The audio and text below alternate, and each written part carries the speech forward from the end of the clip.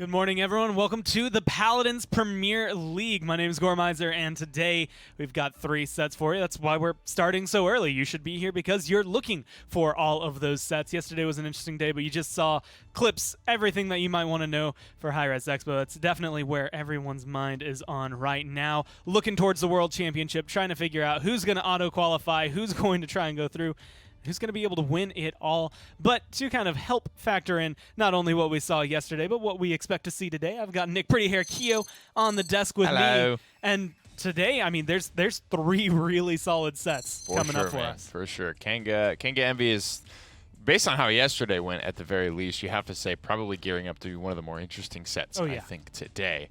Kanga definitely, they've got something in the works. They were pretty careful yesterday, I think, in the interview to not give away what that was exactly. Obviously, we were watching the games. We could see a lot of that coordinated diving, a lot of IO. That's something, you know, I hope we get to see more of today. I hope IO is core to their strategy because they'd be the first team, again, not to do it first, but to do it, you know, as a staple of what they like to achieve. And to do it on multiple maps as well. Like, Io's been that kind of cornerstone. A couple of teams have pulled her out, but this would be the first team that it's like she is a pillar for us as it is.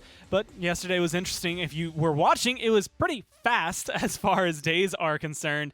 A bunch of 4-0s, and, well, it did affect some of these standings. Right now, still up at the top is Na'Vi.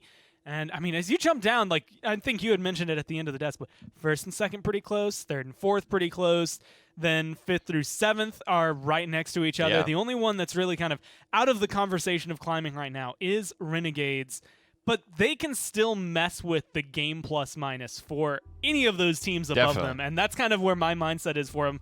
And that's actually one of those sets later today. Them versus Na'Vi, you think, man, this should be just a slaughter, a 4-0. Last time they fought, it was a 4-2, and Renegades won. Yeah, it's wild, man. And that's why, you know, the Renegades, if you underestimate them, they will absolutely still beat you. They still are a good team. But when everyone's showing up, I think that's when they start to falter a little bit. Everybody's having good games. Na'Vi looked impeccable yesterday. I don't see that going Renegades' way today. Well, they looked fantastic yesterday. Their opponents from yesterday, Envy, are the ones who are trying to turn it around. Kind of not necessarily a fast 4-0, definitely something that Envy was able to put up a good fight in, but they weren't able to take any of the maps. There were several times they were up. I mean, on Fish Market, on Shattered Desert, up 3-1, up 3-0, or, well, I guess on, you know, Shattered 3-2, and just weren't able to close it out. They weren't able to get those wins. And you kind of have to wonder, you know, how much of a toll that takes on them personally after that's been a set that's always been 6 games. For sure. It's you know, we look back at the history, we kind of sat down and talked to them about the matchup, and it is such a classic, right? It's that World Championship rematch. We bring it up every single time that these teams want to fight each other. Team Envy just kind of fell by the wayside. They, you know, apologized for it on Twitter. We had a lot of teams get 4-0'd yesterday, and in the case of the Renegades, the 16-0. We don't think that's ever happened before. This is just a wild time to be in the PPL with the standings so close, and really just a lot of uncertainty about who can beat who on a day-to-day basis. It's one of those things. I mean, looking at them, they are right now your reigning world champs until anybody takes it later in November. And so we actually wanted to kind of sit down and check up with them. I mean, especially after yesterday, a 4-0, kind of get a feel for where they stand, what they think about themselves. And we got to sit down with Random Noob and talk to him a little bit about it. The World Championships at Hi-Res Expo looms over the horizon. Perhaps no one has as much anticipation for the event as Envy, the 2018 champs looking to defend their title. But where does the team stand compared to this time last year? And how confident are they in their route to the World Championships? I don't know, it's a lot different because last year it was like we should be the first seed. We thought we were the best team in NA. Where now it's a LAN league with international teams. So like right now we're sitting at 3rd, we're pretty close to 1st. So we're feeling pretty good. We're feeling about the same, I think, just because of how more competitive this league is this year. So yeah, we're feeling really good. I think it's kind of like we're looking at it like it doesn't really matter that much. We just want to have, you know, a good performance throughout the split and keep improving, because I think at the end of the day, like Penta proved it, that you don't really have to get that automatic qualification. Sometimes playing in those early rounds against lower level teams and getting some confidence helps a lot. So we're really looking at just improve the best of the team we can be, because at Worlds any team can win really. thinking about the game, thinking about things we can improve on, how we act outside of game, what we do outside of scrim time, stuff like that. Like, you know, treating each other with respect, like hanging out with each other, you know, watching VODs. That's a lot of the stuff we were slacking on last split, and I think we're improving that stuff a lot. So that's mostly what we're focused on right now. With 6 games left in Split 2 to hone their game, Envy feel good about where they stand and what they need to change in order to give themselves a chance to defend their title. Can we win? Probably. Like, we have to play good, but, you know, it's really hard to tell. I mean, I think every team in that top 5 is perfectly capable of being, you know, first on a good day. So really, we're just trying to play our best and show up every day we play and play our best. That's all we can look to do. The remainder of Envy's games will be played on the same update as the World Championships, so now is the time to prepare their strategy. There are new metas to learn and changes to make, and Envy feel good about what lies ahead. I think it depends on the team. You know, some teams really like hiding strats, and I think that matters that much. Other teams are like, know our strats. If you can't beat them with the strats we show you, like, what you know, what does it matter if you know them, really?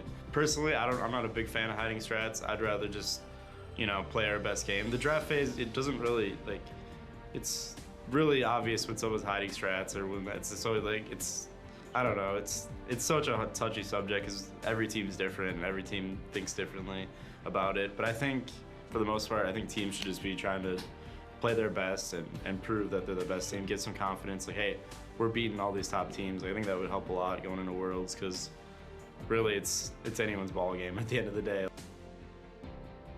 I'm really hoping that Torvald nerf like completely just takes him out of the game, or no one bans him because, or picks him, or they pick him really late, because I think that takes a lot of strategy out of the ban phase where pretty much every game one team bans Torvald. It doesn't matter if it's first or second pick, it's probably a good ban, and it will completely shift a ton of things in the draft, which will in fact change the meta quite a bit.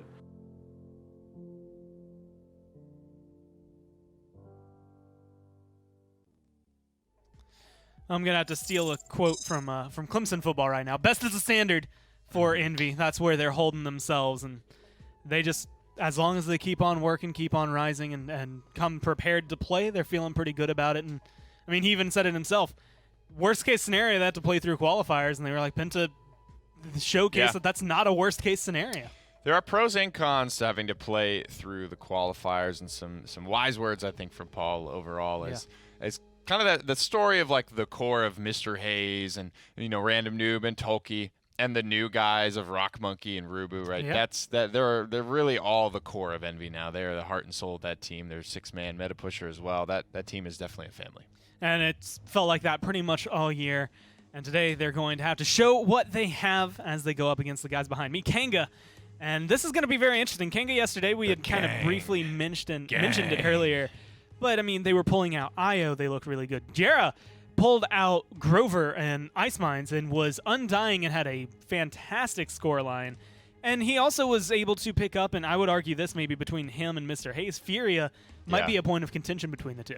I want to say 26 streak, I think, in that Ice Mines game, man. It was really, really starting to get up there. Kanga ran away with it yesterday.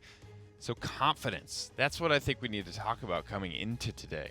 Look at the matchup that Kanga had yesterday versus the matchup that Envy had yesterday, man. Yeah. It was the complete, almost polar opposite. Envy had some good contested games in there, but Kanga absolutely stomped their competition. Granted, one was Na'Vi, one was the Renegades, but the element, I think, of confidence, one that Random Noob touched on in his interview, that's one of the pros of playing through that play-in bracket. Yeah.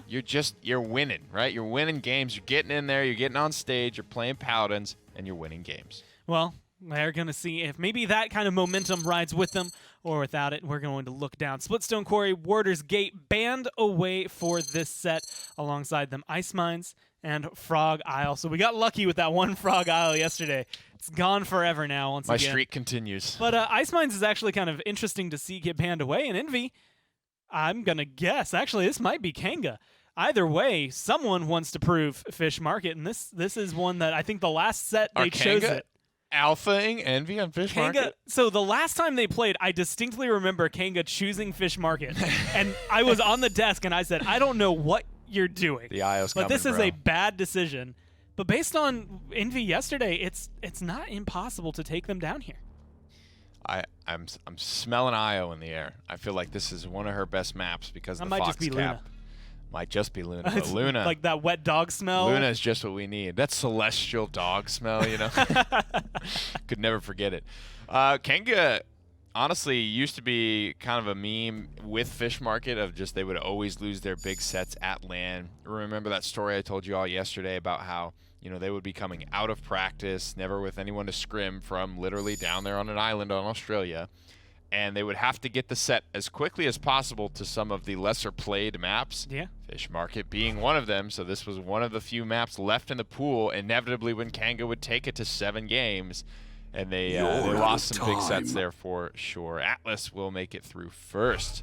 But Makoa is still open, and I have a very vivid memory of Rubu playing Makoa on this map and dominating this phase, man. He is really something on this character. He has the loadout tailored perfectly to the map. And Atlas is strong, man, but Makoa, he's got his number, I think, on Fish Market. I mean, I feel like this week, mainly because of the new update, like you look down at your bans, you've got Strix, you've got Willow, you've got Genos and Khan down there. With things shifting, Atlas and Makoa have been showing up a lot more in the drafts this week. And it's kind of a coin toss as to who's going to win it. It does come down to more of what's around him more than the champion themselves. Atlas, I think, prior to this, could have single-handedly won himself a game. But against Makoa, going to go toe-to-toe. Barrack locked in for Envy. Evie, Cassie here for Kanga. They're staying, I would argue, perfectly in their zone of comfort here with these 3 picks. For sure, and they do grab Cassie, which not only is a good answer to Makoa, but it's something you don't want to let Rock Monkey get. But Period. I do feel that Envy are kind of positioning to want to get a Kinessa, which is why it's good, I think, that Kanga grabbed the Eevee as early as they did. All I can think of, I mean, Fish Market, Rock Monkey, It's theirs if they want it. and Cassie on my mind. And that is, what was it, Annihilation in that last game for finals? So it's a scary combination that you're going to have to worry about here. And I mean, anything you want, this Maeve that's being hovered, he's more than capable of piloting that as well. We've seen it several times.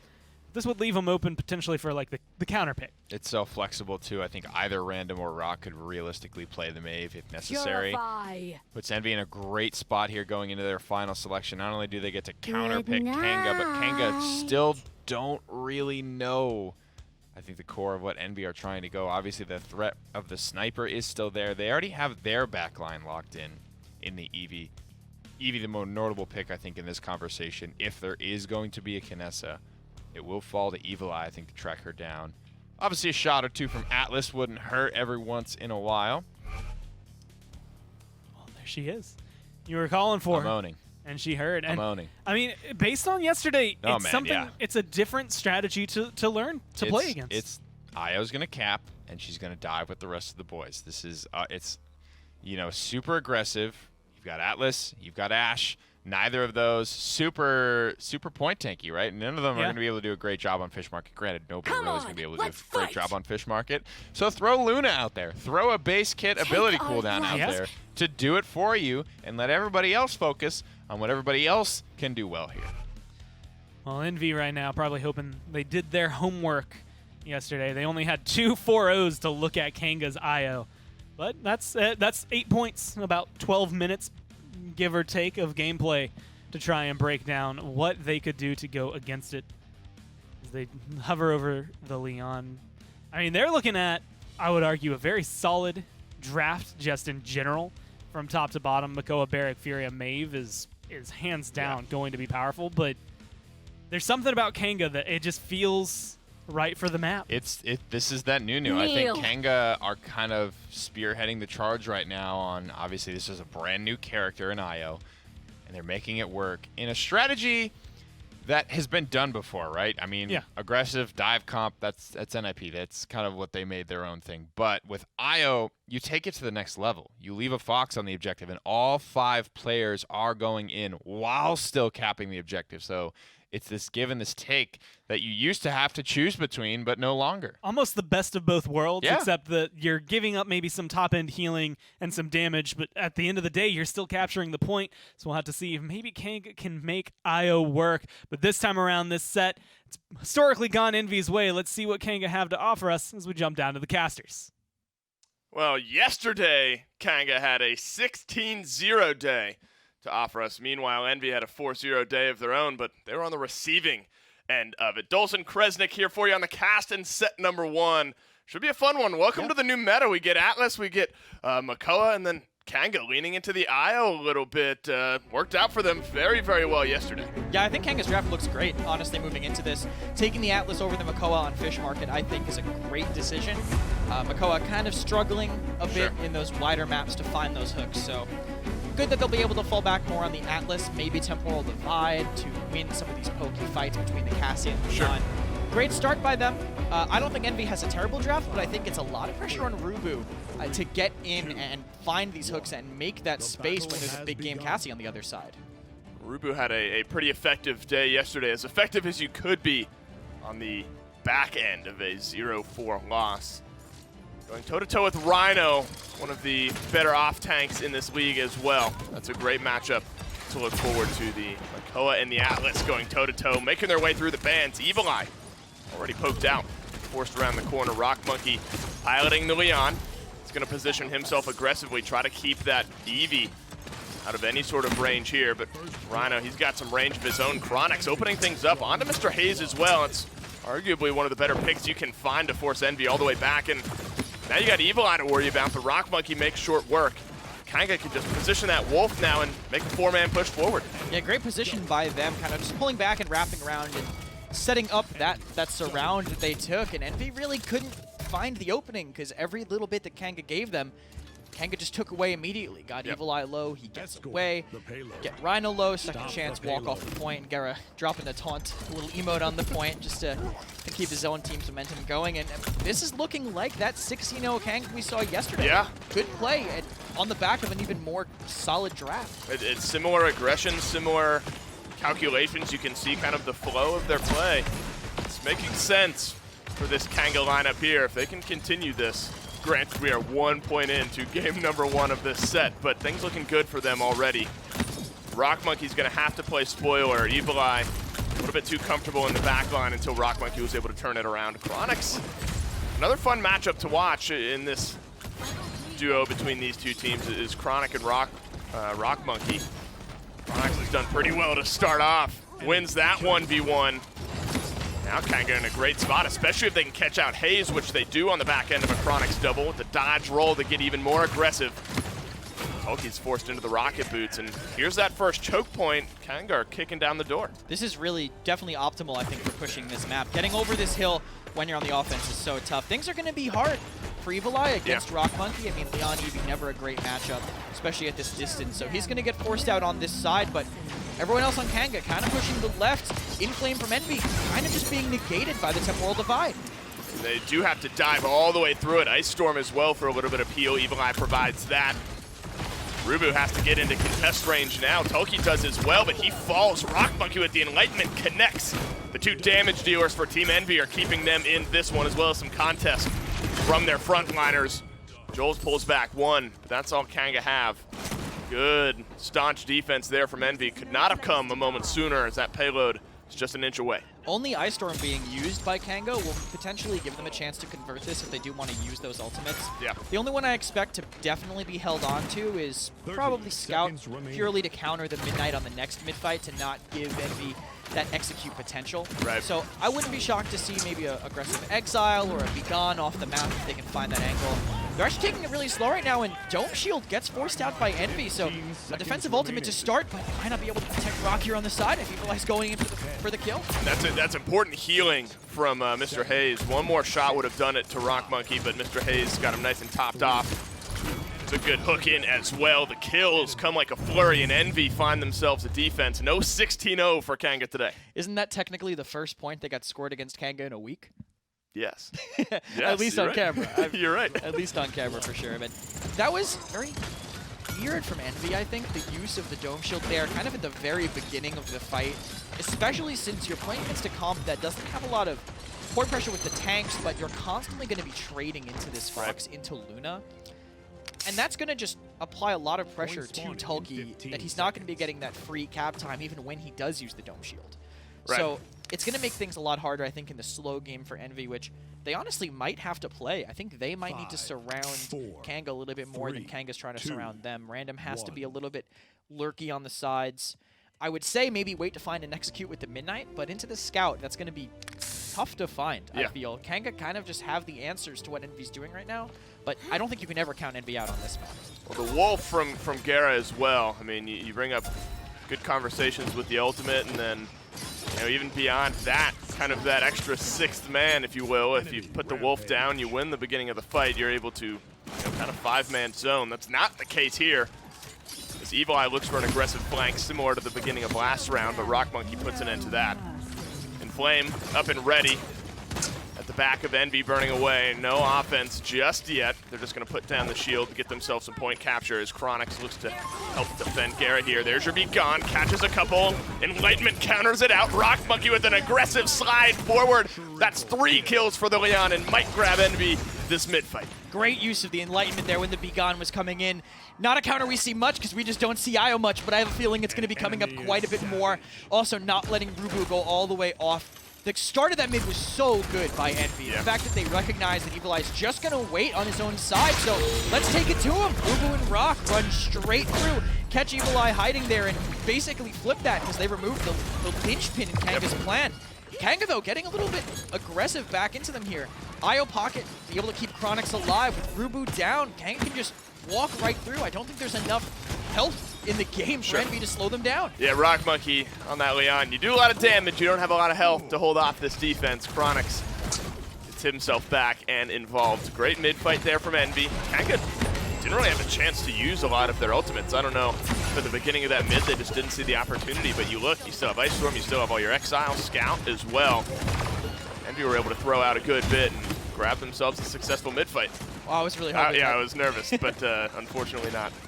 Yeah, maybe it's just because I played against an Ashe yesterday that had Furious Charge 4, Percussion 5, that I saw that, and I'm like, Tulki's going to space. But he managed to live. And no, that's Area 51. Oh, that's true. They're all going to space. Yeah, well, we'll see how that goes later in the day. Envy, for now, managed to storm the base of Kanga, get a couple kills there on the side, and clear off the cart. There's still a lot of time, but I would say Envy, I think, have a much better comp for this setup area. Yep. Purely off of the back of Rock Monkey, Leon very consistent range. Absolutely. When Kanga are pushing, it's more honestly on the back of Rhino. He's the only real long-range hit scan they have, but for now, Envy can kind of just wait for them to make a move and then pounce on the first target. It looks like it might be Rhino. Random Noob tries to find that. Another Inflame for Envy. Dome Shield for Tulki down as well on the payload. First pick for Rubu as Random Noob continues his tear. Double kill, make it 3 for the Makoa. I can do it just the same, even better, says Rubu as Rock Monkey. That's going to be a successful convert. And Envy now up 3-1 on Fish Market. Great by them. I do like how Kanga are playing around the IO. I mean, I saw both tanks running off the point. The tank main in my heart was panicking for a second there. I was like, all right, well, I guess they're just going to cap, but right on the back of that Luna, I mean, able to keep contesting, force out the Dome Shield from Tulki. They do get the conversion, but definitely some resources spent wouldn't have been otherwise. But still, good by Envy, I think, waiting for the aggression. They know that all 5 are going to come in from Kanga because of that contention. So pull back, play together, focus the right target, turn it from there. Definitely their experience pushing this last point on Fish Market is showing in. I also think the mismatch between Leon and Evie is showing too. Evil Eye 0 and 8, just barely being out-damaged by his own Ashe. That's that Rock Monkey effect coming out to play here. 7 streak burning away. Everyone for Envy having a great game throughout. Rubu really controlling the front line on the Makoa, opening things up for Rock Monkey. Slides backwards. The Assert Dominance rings down. Gets a stun, but Jules doesn't really have any good targets for follow-up damage. The Assert Dominance is going to wear out. That's an Ice Storm from Evil Eye. Looking to get himself on the board. Unfortunately, just another death added to his slash line here as Random Noob drops the Midnight. A double kill from the Leon, wouldn't you have guessed? Opens this one for Envy, and now 5 streaks. 93% for Kanga, but Envy are in a great spot to retake. Rock Monkey just unstoppable more or less. Right now, double kill with the Enlightenment. Unfortunately, only one refund for that, but that's enough to swing this fight deep in their favor. Kara going down 2 on the retreat, so huge zone potential for them, and Assert Dominance was used so early that they're not going to have that to retouch the point. Yeah, kick is up, and it is good for Rock Monkey. Find yourself 2. Now looking to zone out for the rest of the game. They don't have Leon for the moment. That streak was ended, but you do have Evil Eye able to move in, get a touch, trades out his life for it, so now you're fighting back at a 4v5 regardless of overtime beginning. Can you zone out? Can you find the pokes? That's the question now for Envy. You have an Inflame at your back as well. That certainly helps things, but Chronix can't poke his head out. He had 67 health. Rock Monkey's just going to seal the game the way that he won it. A triple kill again for him to round that one out. Huge game there for the Leon. This is definitely the Envy we're used to seeing on this map. Oh my. And rough by Kanga. They had a plan, but when Envy picked it apart, they really didn't adapt. Their only change was to put Joel's in the way of the push that Envy were trying to do. He asserted dominance, and everybody's like, all right, well, we'll just leave. Then we'll come back. Back up and fight you in a second. And I mean, Rock Monkey, huge performance. I think that last volley of kills put him over 20 for the game. No 16-0, no 4-0 for Kanga. Envy getting themselves on the board first. Game 2 right after this.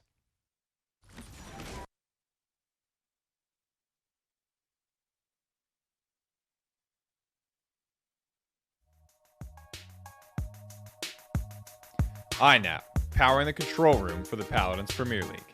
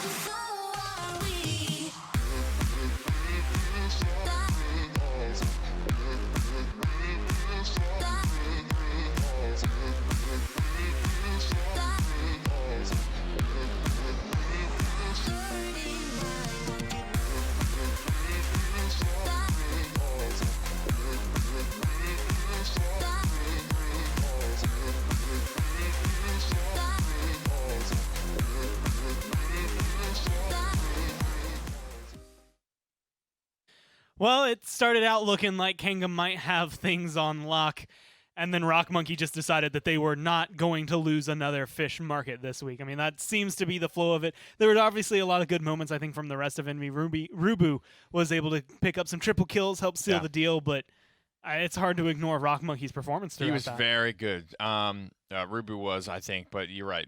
Stealing the show a little bit, getting a lot of stuff going on the defense, and Leon, obviously a character you can snowball with. Yeah. A lot of big sequences put together there by Rock Monkey, but I think Rubu was there at least for one of those with a couple of clutch hooks, shell shields, I think. He kind of sheltered Rock Monkey and helped him get him off one of those huge enlightenments towards the end of the game.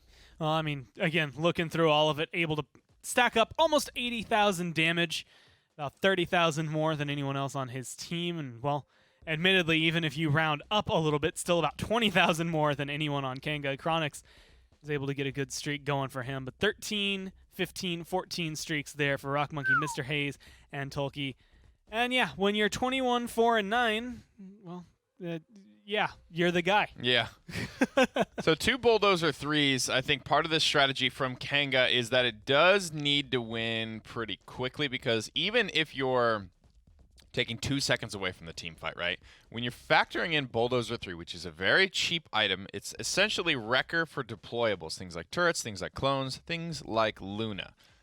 If Luna's dying extremely quickly, and we're talking just probably less than a clip or so, to be able to do that and then get back to defending these team fights, that's what makes, I think, this strategy a little bit vulnerable. Again, look at the pairing between Rock Monkey and Rubu. These guys were kind of attached at the hip. Rubu ready to provide that hard peel better than any other frontliner in the game, basically, throughout the whole game. This strategy revolves around diving for Kanga, so naturally you want to have Rock Monkey babysat by the only guy that can provide that type of peel. And I mean, it's kind of the perfect combination. Rock Monkey goes with Rubu on the side and, well, slaughters anyone and everyone in front of him. That was so clean. And then on the other side, you get the Barrack. You have Tolkien and Mr. Hayes picking up the Bulldozer. And so Rock Monkey gets rid of the players. They get rid of Luna. Nobody's there to contest the point. And the interesting thing, I think, about it and the problem that will hurt them if Bulldozer becomes the thing to kind of counter out this Luna IO comp that Kanga have been picking up is that Luna has a larger cooldown if destroyed than if recalled, like pulled away. So you can redeploy, not instantly, but pretty quickly. You can like here, wait a few seconds, here, wait a few seconds, here. If it goes down, you have to wait a pretty massive cooldown before you can deploy Luna again. So didn't work right there. And now, well, taking us where they had unfortunately lost to Emoji yesterday, but Envy are going to be taking us to Jaguar Falls. This is the time for Envy to turn this around. That was Kanga's map pick. This is Envy's. If they can grab both of these, that's a great start to the best of 7. And I would say verging on almost locking it up. When you can grab the first 2, you put yourself in an extremely likely position to be able to take the set overall. Not only from a momentum standpoint, but you've got confidence going, things like that as well. We didn't really talk much about it because there wasn't really much to talk about, but the 1 in 10 Eevee. Yeah, there from Evil Eye. Tough stuff. A lot of bad matchups, I think. They picked the Eevee pretty early. I think Envy did a nice job feinting into we want Kinessa, right? Banning the Strix as second pick and then not picking it up, right? They bait them kind of into the Eevee. They end up going to Leon, which was the hyper carry for the situation. True. Yes, great peel from Rubu, but I think it's also a good matchup against Eevee. Maeve matches up well against Eevee. Hell, I even think Fury is not terrible against Eevee, right? You can just yeet a Pyre Strike out, maybe get a lucky stun or something like that. A lot of hard peel. Again, the hooks. That doesn't, bode very well for Eevee, so very good draft from Envy. Fish Market remains their territory, and I don't think anybody is ready to upseed them. Not just yet. I mean, even yesterday, Na'Vi, they technically won, but it was the most hard-fought 4-3 I think they could have had. Yeah. Be able to get there. But Willow, Cassie, Makoa Atlas are your bans for this game. Khan already locked in there for Envy, as Kanga is trying to figure out what to kind of do in retaliation.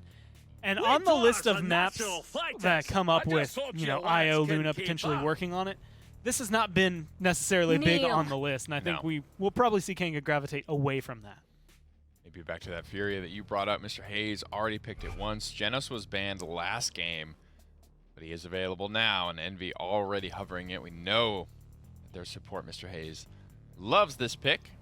Of course, he is still great in this meta. Heals through walls, provides the most consistent damage amp to about 3 targets, I would say. As you get later into the game, you get more levels of Cauterize, and you can get more of those marks applied and maintained. Nara Genos is not the best combination, but I think it, with the other point tanks still grabbed. Sometimes you see teams do this maybe to keep their draft a little bit more open, to pick like the no-duh stuff, like we need a tank, we need another point tank. They already have Barrack. We're going to grab a Nara eventually. Let's grab her now, see what they do before we pick anything else. And it does open up the conversation. I mean, we haven't seen it too much in the PPL, but I mean, well, I should rephrase that before I say it. We've seen Pip a lot on this map in the PPL. We haven't seen Grok as much, but both of those kind of off healers, off damage more so. The perfect hybrid that could come through, maybe supplement it, but they're hovering over the Strix. Actually swiping that away, that's something Kanga picked yesterday. People are doing it. They're doing it on, Kanga did it on Bright Marsh. Yeah. People are bringing it out on Serpent Beach. Here, though, I mean, Warder's Gate is seeing Strix as well. He's just popular right now, man. I think that's pretty much what it comes down to. You have so many options with that unauthorized use, which is pretty much far and away the only talent selected in competitive play. But Shaolin, usually not something you see gone to unless it's scraping the bottom of the barrel for the Blaster player on maps that Blasters are not played. Granted, one is banned out here. Drogos is still available. My journey leads me to battle. But a Shaolin kind of out of nowhere. I gotta say, I'm a little surprised by this one. He's in that weird area where it's like either, like you said, bottom of the barrel for the Blaster or potentially bottom of the barrel for, well, Rock Monkey in this case. With Cassie and Leon already gone, kind of has to go somewhere, and I guess he's feeling this one. And with Drogo's being hovered over, I mean, this actually feels like, in terms of counters, Kanga are coming out kind of free reign. Like, Leon maybe boxing with Shaolin is going to be the toughest part, but Drogo's, if he's up in the air, there's like Shaolin can take him down, Khan can hurt him, but how often will they do it? Khan is relevant against Drogos when there's not too much airspace in between the two. Obviously, Khan's still a hit scan frontliner, so think about something on like Stone Keep, right? If Khan's up on the balcony and Keep and Drogos is kind of flying out above the point, that's relevant territory for Khan still, but when you're dealing with Khan all the way down on the point of Jaguar Falls and Drogos up somewhere near the skyboxes where we never get to see that angle from any other point of view except this character right here, that's where Khan starts to fall off, be a little bit less effective. Shaolin is a projectile character, but a very fast one at that, so if Rock Monkey's on point, he will absolutely be able to plug away at Evil Eye, and he only needs a couple. Yeah. That's the thing. Shaolin, 1,000 base damage, Drogos, 2,200 with the rest of them, so just one arrow is enough to kind of deter Drogos from flying too close to the sun, so to speak. So Cassie, you need to kind of connect those bolts consistently, and at long range, that can be difficult to do. Shaolin, same story, but you get one, then you start to make that Drogos think twice about peeking again. Especially, I mean, we saw yesterday, and I don't think it was, well, it was Rock Monkey on Shattered Desert, picking up a Shaolin, planted, like, in the right moments, the right time, you find the right angles with that, anybody's dead. That is probably one of the strongest just abilities, period, in the game if you use it properly. Yeah, he's very, very clean mechanically. We've already seen once today on Fish Market, that sequence from Leon, that final play, I think was like, wow, you're just kind of sitting there in awe. Shaolin is kind of that way as well. A lot of his loadouts used to be centered kind of on where Leon's are now, where you have that Elim CDR card. As long as you're getting tags, you're getting drastically reduced cooldowns. Most of the time, you're getting the kill, too. Yeah. And revolving around that withdrawal playstyle for the bonus damage and stuff, that's all kind of gone away. But, you know, we always talk about, you know, like a Lex. Like, there's no Lex players to kind of push for him. Shaolin used to be a real big staple. So you have those dudes that are out there that really have a lockdown on Shaolin's kit and can just maneuver it. Doesn't even have to be super strong or super viable in the meta. Not saying that that's where Shaolin is right now, but when you have a character like that who's been good in the past, you have guys like Rock Monkey that will play it in niche situations and pull it out as a surprise. It reminds me right now of where Androxus used to be, where it was like, everyone plays Andro. He's the hard carry in ranked, so everyone has one. And at any given time in a game, it just drops in every now and then. Yeah, it's Not fun. seeing him in a while. Although I actually going to retcon something. Shaolin here, if you played Andro against the Drogos, I wouldn't mind seeing that one more time. But yeah, Drogos is locked in. How you feeling for these drafts? I think a lot of it comes down to how does Evil Eye bounce back from that rough performance in game number one, because he needs to go big here. I think as long as he can not get too dominated by Rock Monkey, which he shouldn't. On paper, he really shouldn't. Evil Eye should have a good opportunity to kind of take over this game. Well, we'll have to see whether or not he's able to do so. I mean, Barrick, Leon, Furia, Ash, Drogos here for Kanga. Khan, Inara, Genos, Eevee, Shaolin. Not quite as much synergy on the side of Envy, but we'll have to see what they're able to do with it as we go down to Jaguar Falls and the casters. Thank you, Gore. Thank you, Nick. Game 2 about to get underway. Envy, a roaring start in Game 1. And they'll look to follow a little bit of that up here. Kanga looking for something to hold themselves on to. I mean, they got a point in map 1, but that's about it here. As we jump into Jaguar Falls, a little bit more Shaolin for Rock Monkey. A good example of it yesterday. He played it relatively well, I would say, by and large, but didn't find them the win. I mean, he was definitely the high point, I think, on his team yesterday when he played Shaolin, and I find it really hard to, I kind of was counting him out, but I find it hard to count him out considering way back when, you know, Purity, that was, Shaolin used to be his kind of, his hero. Right. Rock Monkey Shaolin was crazy, and it's definitely not bad, but people just like the consistency of Cassie and Leon a little bit more. But Cassie Band, you got to fall back to something, and Ruble immediately caught out. Sandwiched between two different players, stuck in. Cronus gets stunned, but manages to get away, and Envy are already starting off on the back foot. Yeah, losing Rubu, first of all, is not ideal. I mean, the whole basis of sending your off-tank forward, damage following it up, Like it's mitigated when you don't have that off tank. There's a good shot from Chronix. Not that he could miss. Cleaning up Mr. Hayes, so one moment you don't have Rubu, the next moment, the moment Rubu's back, you lose your healer. Envy, they haven't lost a sweeping fight throughout this game. They've just been one man down. Unfortunately, it's been very key. Hey look, Rubu's coming back into the fight. Rock Monkey now traded out. Kanga have been on the point the entire time, 93% for them. Evil Eye may have just sealed it up with a kill onto Tulki. Double kill for the Drogos. I don't see a world where this one turns around. Kanga strike first once they get back onto the point, and now are pushing for 2. I mean, this kind of gives some context to those people in your games who spam. Group up. Yeah. Group up when you start losing a fight, because it really shows how important it is. You know, you can't stagger into a fight because then you'll never even have a chance. Good pick on the start for Rubu, and Envy just couldn't disengage fully in time for them to be able to flip the fight back around. Even with picks, you know, Kanga were just finding more. Now they're sitting here ready to go in. Flame means they want to go in pretty aggressively too. Rhino caught mid-dash by Rubu, but Rubu goes down to the salvo from Evil Eye, and they're just pushing in straight around the side. Oh, Evil Eye, 2.5 minutes into this game. Good snipe there for Mr. Hayes. May stall things out. But Evil Eye, 3 minutes into this game, has more kills than he did the entire last game on Fish Market on this Drogos. I believe he ended with 1 on the Eevee and has 3 up to this point. At least firing a little bit better this time around. That's a good Ice Storm. Grounds all flights for Evil Eye. One last shot from Hayes. Seals that one up as Random Noob looks to completely wipe this fight, which Envy do. Kanga still have some ultimates to work with if they want to force this one in, but Joel's getting staggered out one last time, and now Envy can set up their defense. And Kanga have a chance to convert this quickly if they want because of the ultimates used by Envy. I mean, Heat Haze, Ice Storm through time and space, all kind of thrown to the wall, and some of it's stuck, but Kanga, I think, have some more they could use, especially since they're already halfway to their inflame. They shouldn't be too worried, I think, to spend these ultimates. And Envy, pretty forward here, actually. Catch Rhino, too, a very aggressive zone, and this is definitely what you want to see on a map like Jag. I think there's so many checkpoints you can kind of halt yourself at, play around corners, and re-heal, that you can afford to get pretty forward on this map, especially since it's even harder to be snuck around. No one's really going to get past you to back half as long as you're holding all the angles that you need to. Unless you somehow let the dragon slowly list over your entire team. I don't see a back cap happening here either, especially with Mr. Hayes finding the kill. Here we are with Envy on defense, fully in the Kanga Esports base, so do not be mistaken. They are not attacking. They are, in fact, defending here, and any staggers Envy will be happy with, much less winning an entire team fight. You look at Rock Monkey, a tough start to the game for Envy, but Shaolin, at least on the defensive end, really starting to hit its mark. He was 0-1-0 to start off the game, in a sense 2-1-5.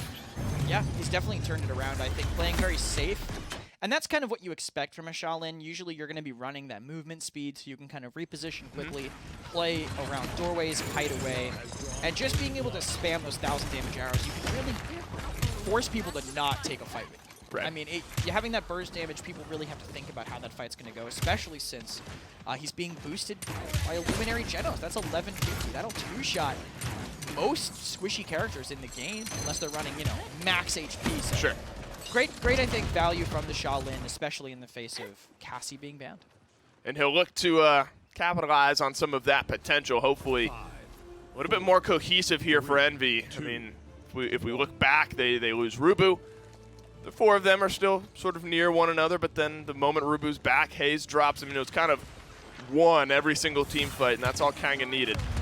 They move into this mid, 5 ultimates ready. Overpower, the only one down in the game, but at 84%, so that'll be around here in the next couple of seconds as Inflame begins. Evil Eye, a little bit of speed boost, is going to make use of that through time and space. Peels off for the Dragon Punch, but not quite enough as he finds Tulki, and he gets out alive. Rhino gets a kill as well. Here's the Random Noob flank, but he's kind of a man out on an island there. Sure, you might get a kill on Tagara. One last shot, misses it. Into the ice block he goes. A triple kill for Chronix. Well thought out from Random Noob. Misses the shot, and Chronix makes him pay. A super defensive start from Envy, but when you play like that and you're waiting for them to execute on you, you have to hit your shots. You have to actually be ready for the execution to come in. They didn't kill Evil Eye when he came in for the punch. Random didn't get the kill when he came in for the flank. Overpower now missed for Rubu. When you play this passive style, you have to be able to actually punish the movements that the other team make, and Envy just could not do it, at least in this instance. So Kanga get another capture, another 300 credits in their pocket, which can lead to them snowballing this advantage. Envy wants to stop it now, but the seismic crash gets countered by the Enlightenment. The fight has not stopped since the first mid. Maybe some poking. Chronix doing his best Rock Monkey impression. A triple kill seals up the mid, continuing the steamroll as Evil Eye throws his hat in the ring as well. Big fight there from Kanga. Envy would not let them breathe on the offensive push last time. They ended that round back in their own base. This time Envy backs against the wall already. Kanga looking to make it 3. They have Dome Shield, they have Inflame as well. That ultimate charges quickly. I mean, if they see an opening for it, they'll really go for it. Yeah, sure. I would expect a Dome Shield to come out pretty soon once this card gets a little bit closer. It's nearing that final turn now, so they could spend it. Inflame used first, potentially countered by the Ice Storm, but nobody can find the kill onto Joel's. Yeah, Toki as well. There's a lot of your contest. Chronix a little bit too aggressive into Rubu. Evil Eye still alive, helps Rhino confirm that kill. He realizes he can't poke out because Rock Monkey will do that, but the frontliners do the rest of the damage. Sure, you lose Gera, sure you lose Evil Eye and Chronix, but you left their frontliners alive. Nobody from Envy was alive to contest. Big push there from Kanga. I think Rock Monkey made the right decision, kind of hanging back, waiting for Evil Eye to repeat, because that Drogo's damage, especially on your tanks on point, is really important to kind of get out of the picture, but when they came back in, he caught Evil Eye on the way back in, but the tanks just won. Too much damage coming out of the Barrack and Ash. Jules and Rhino, both the only members of Kanga currently on a streak, kind of riding that momentum. And this credit advantage, I think, is huge. I mean, just look at the difference in items. Gera has Morale 2, Resil 2, Nimble 1. Hayes has Chronos 2. Yep. That's it. Yeah, that's a slight item discrepancy there, to say the least. And note, they used the Inflame literally at the very end of that last round. He's already at 34%. So, I mean, that'll skyrocket up. They'll have that for this mid-fight, provided the healing and the damage comes through for Garen. He doesn't get caught out over here to the right. They're not able to confirm the kill. The Dome Shield drops through time and space, rips through Toki and Rock Monkey, the only two for Envy that have been able to find a pick, answering back a couple kills that Kanga have been able to find. There's a big double from Evil Eye. Great game from him so far. One more rocket onto Rock Monkey will do it. But he's able to kite himself backwards into that back room. Good fire spit sets up Random Noob for failure. Kanga Esports have this mid figured out. A nice volley of kills for Kanga. Now they just need to zone Envy and they'll win the game. I think that mid is a perfect example of why Kanga are really figuring out this meta and how they want to play around it. Yep. Envy changed how they played completely. That was a 100% 180, and Kanga adapted perfectly. Yep. Gera kited in, baited them into his damage. They used Dome Shield, which Kara kited into to make even more time. Perfect play by them, and it looks like it's going to continue. 2 more kills, 3 more kills for them, with tons of cap time in their favor. Yeah, maybe you get the overpower, but that's all you're going to get. A double kill from Chronix seals the game. Kanga, clean team fighting, answer back a 4-1 loss with a 4-1 win of their own. After that aggressive defense by Envy, they just couldn't find a leg to stand on. Kanga had all the answers all the time. They were just winning a lot of these push and pull trades. I think their tanks were getting the better side of these engagements almost every single time. And even if it came down to the wire there towards the end, which it really didn't, they barely used anything at the beginning of that last mid. They had an Inflame that was about to be ready to go. The rest of their ultimates starting to volley the Dragon Punch just to tie things up nicely with a bow. Well, both teams had 4-0s yesterday. Neither of them are going to get that here today. We're tied up at 1, the tiebreaker right after this.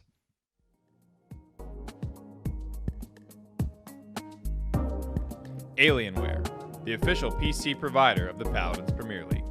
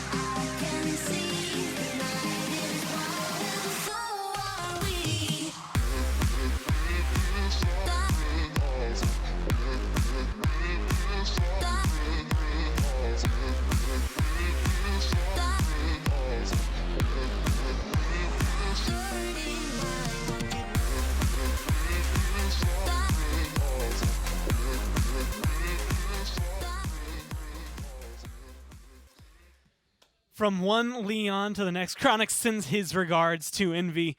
Well, and he sent a lot more than that. A lot of bullets flew their way, and The Leon players, man. He took the reins and decided to drive it home. I think both the backline players, everybody playing well from Kanga, but specifically, I'm glad that Evil Eye was able to bounce back. I think he had an impactful performance. Great last team fight as well, getting off some of the rockets before the Dragon Punch onto Inara and surviving. Dragon Punch kill plus the survive is always the most important part of that team fight for me. It's actually the biggest thing for me in all of that. I mean, you look at Rhino, he played his role, 13 streak as the highest for him, 12 streak there for Joel's, a good amount of healing coming down from Jera. But the biggest thing is that their draft just feels like it works together. Whereas Envy's, when you look at them, I see some synergy between the Genos, the Shaolin, and the Eevee. Maybe in the con, like it just kind of feels like you have a couple of champions that are just kind of shoehorned in as opposed to being there for a reason. Yeah, I think Luminaries, it's good on Shaolin, it's good on Eevee, it's good on Khan. The big thing is that it's not super easy to heal Inara with Genos, but that's not the crux of their win condition. I think that's valid to say there's a little bit of disjointedness in that composition. Like if Eevee's going in, there's a lot of times you're just kind of watching. Nobody else really was kind of in there with Eevee. And I think a lot of what made Kanga successful, at least yesterday, was, look at that. There's only one person really dive in that backline. Only one person really to shoot. Again, what I think made Kanga successful yesterday was it was always Rhino and Evil Eye together. And it was usually Chronix on a sniper or Leon, whatever it was, softening targets up.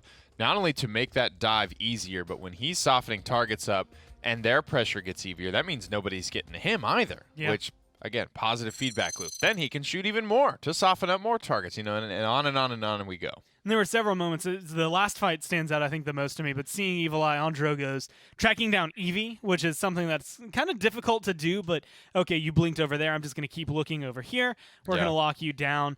But Envy losing that one 4-1 means the set's all tied up.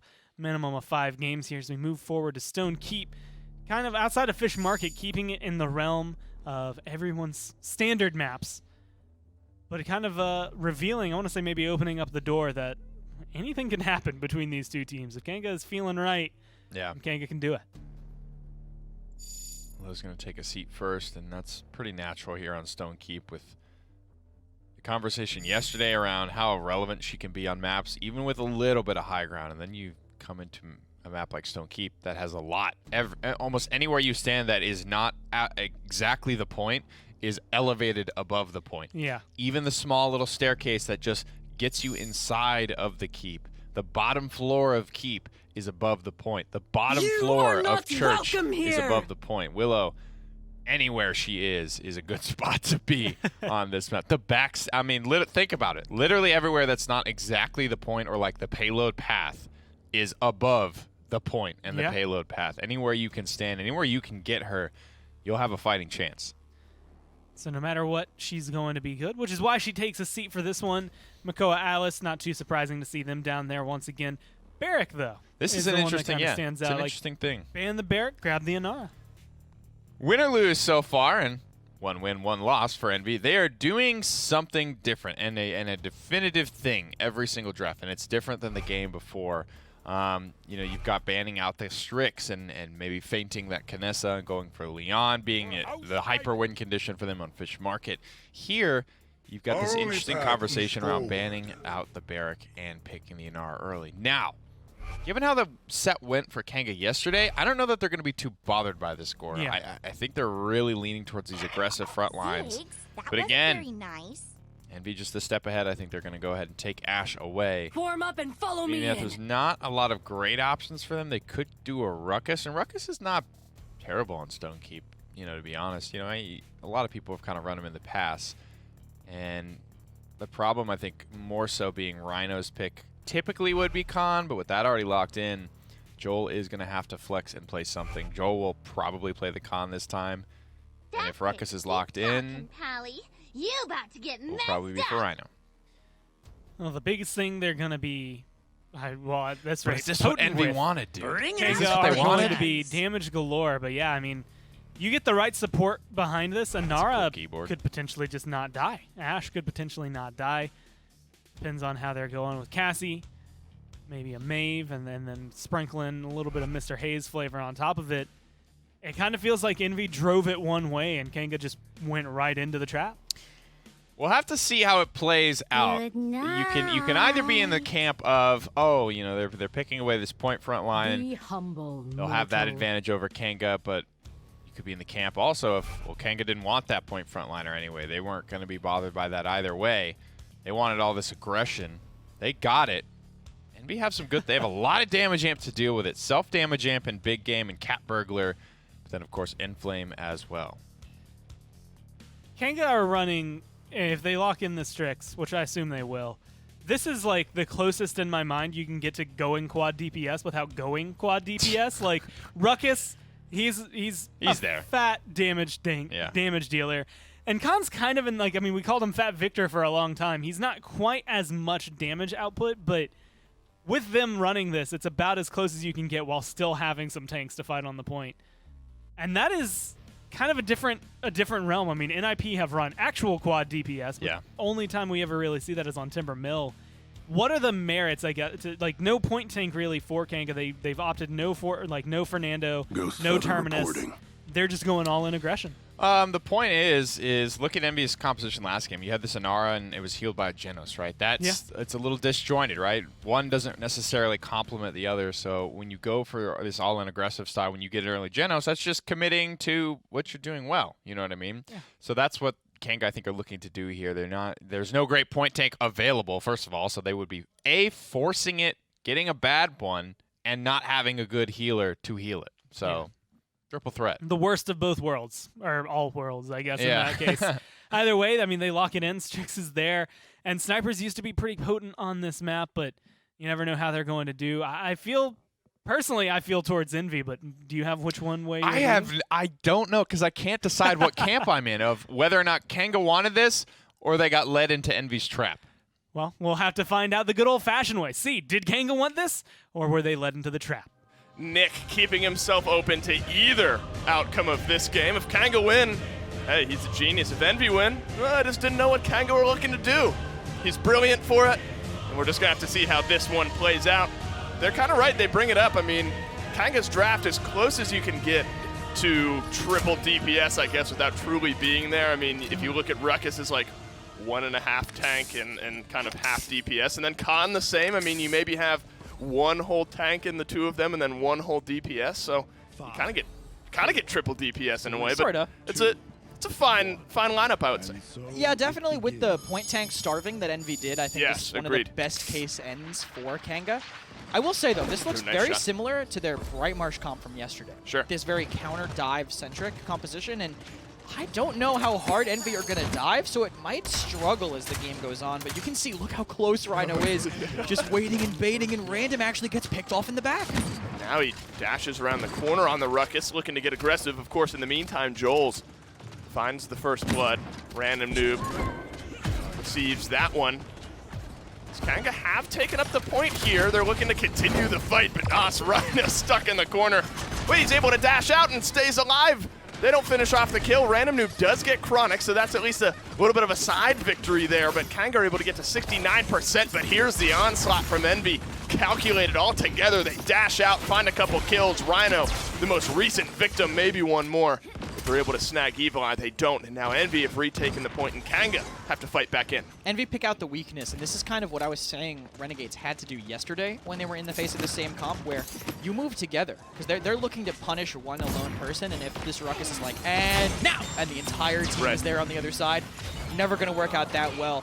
Inflame coming in from Envy, though, a little bit more damage, but they do find 2 kills on the back of it, so good by then. Evil Eye's going to contest the point, but not for too long. Yeah, it's a double kill from Rock. That one will seal up point number 1. Make it 3 in that fight. Spraying the ground, turning the camera. He's feeling good today, as he should. And now, if we're looking at slash lines, only 1 kill for Kanga to hang their hat on, and it was the first blood in the game. They have not found a single kill since Joel cleaned up Random Noob to start the game. To give a little bit of back into Kanga, though, I think they got so much out of that one. Like, it's impressive how much they got off that one pick. I think they had really good control.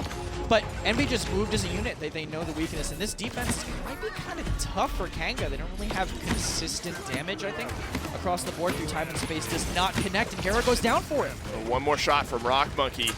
Would have gotten Joel's. Mr. Hayes does it himself. There's an asterisk on that. Rock Monkey did most of the damage. Dodge rolls backwards. Good kill onto the front line for Kanga. So now Ruckus is the one who has to kind of play that front line duty. They're going to let the payload move forward, realizing it's not do or die right now, but a minute and a half left. Kresnik, still so much time left in this game. Somebody's going to have to jump down and try to contest this. As the fight begins to break out, Joel's caught out just a little bit. Good stun. Up onto the high ground, onto Rhino. Rock Monkey stays poked out as he dodge rolls back to get a little passive healing. Joel's was the one to contest. His shield went down, but everyone else kind of had to disengage. Kanga now in a decent spot, I think, for where they want to be. Rhino definitely the best one to have up top because he always presents that threat of going in behind, but Rubu presents a threat of going straight into the spawn. Assert dominance right in the way is going to make it so hard to contest, but Kanga strike first. That's so much dive from Rubu there, but the rest of his team isn't quite making great on it. Mr. Hayes has a double kill, but that's all that Envy have. As Evil Eye using that mobility to try to contest the payload. Mr. Hayes with all 3 of Envy's kills. Toki finally helps him out, and it's just the 2 of them and Rubu. Rhino dives down to keep this contest going. But even if Envy lose this fight, they have so much time left, but it might not even come to that. Joel's the last frontliner alive, is getting daggered out here by Random Noob. Rubu gets the kill, and Envy get the point. Honestly, that was almost worst case scenario for Kanga. Wow. They stalled it out so long that Envy were recharged a bunch of the ultimates that they used to get to that place in the first place. Yeah. They spent a lot to convert, and it all just fell apart for them after that. This was that double kill that Rock Monkey got in that first fight, moving together with Rubu there. Very hard to pin down. Definitely, again, I think it's the answer to this counter dive composition, and Kanga have to figure something out to make this work. They have to find an opening of some kind. And the tanks on Envy just moving with the DPS. Maybe the DPS goes down, but they're always there to find the trade. Yeah, the only undying players in this game are the frontliners for Envy. Rubu, 11 affected kills. Toki, 10. 0 in the death column for both of them. Only 4 kills total for Kanga. Rhino has a couple of them. Some more strategy here for Envy and for Kanga as Rock Monkey looks to plug away some damage here, forcing Rhino to dash his way out. Now you got a Cassie flank. He is hanging with Rubu here, which is a smart way to go about it. Midnight drops down for Random Noob. Looks to dash forward into Kanga. Both teams kind of swapping sides. Great stun onto Joel's. Sets up Random Noob perfectly, and there's your Hexafire on the point. Rhino looking to pour out some damage, but no kills through time and space. Dodged out, but only by 1 as he catches Toki right on the toes, and Evil Eye adds a kill as well. Gara also caught Rubu, which forced out the dash. Now Rubu doesn't really have a way out. They're catching him inside that house. You can hear him charging the kinetic burst, but it's not going to keep him up for too much longer. Rhino finds him as well, and now Kanga in a great position, and I actually think they started the same, but they did adapt their later game. Like I said, they have this kind of counter dive, counter aggression composition, and they just waited down there. And as soon as Envy said go, that was honestly their death knell. I mean, that was the worst thing they could have done. Fantastic cross map shot by Evil Eye as Kanga convert the objective. Definitely hitting him this game. Okay, tough game for him on. Well, they had a good game. They won, but a couple missed shots from Evil Eye on Jaguar Falls, making good on those here. 6 streak for him. 6 streak for Gara. 5 for Chronix as well. So good start there from Kanga on this mid. They go down 2-0. Fast Cap pushes them over the finish line on that mid to the tune of point number 1. They're going to keep the aggression going. This is what Envy did to Kanga in the previous round, and now Kanga looking to force Envy all the way back into their base at the very beginning. The ultimates are there. Mr. Hayes getting the kill is likely where Kanga will look to peel backwards. Well, they don't really have a choice, as 3 of them are dead. Yeah, and they're going to have a few ultimates coming up pretty soon if they want to use them to convert.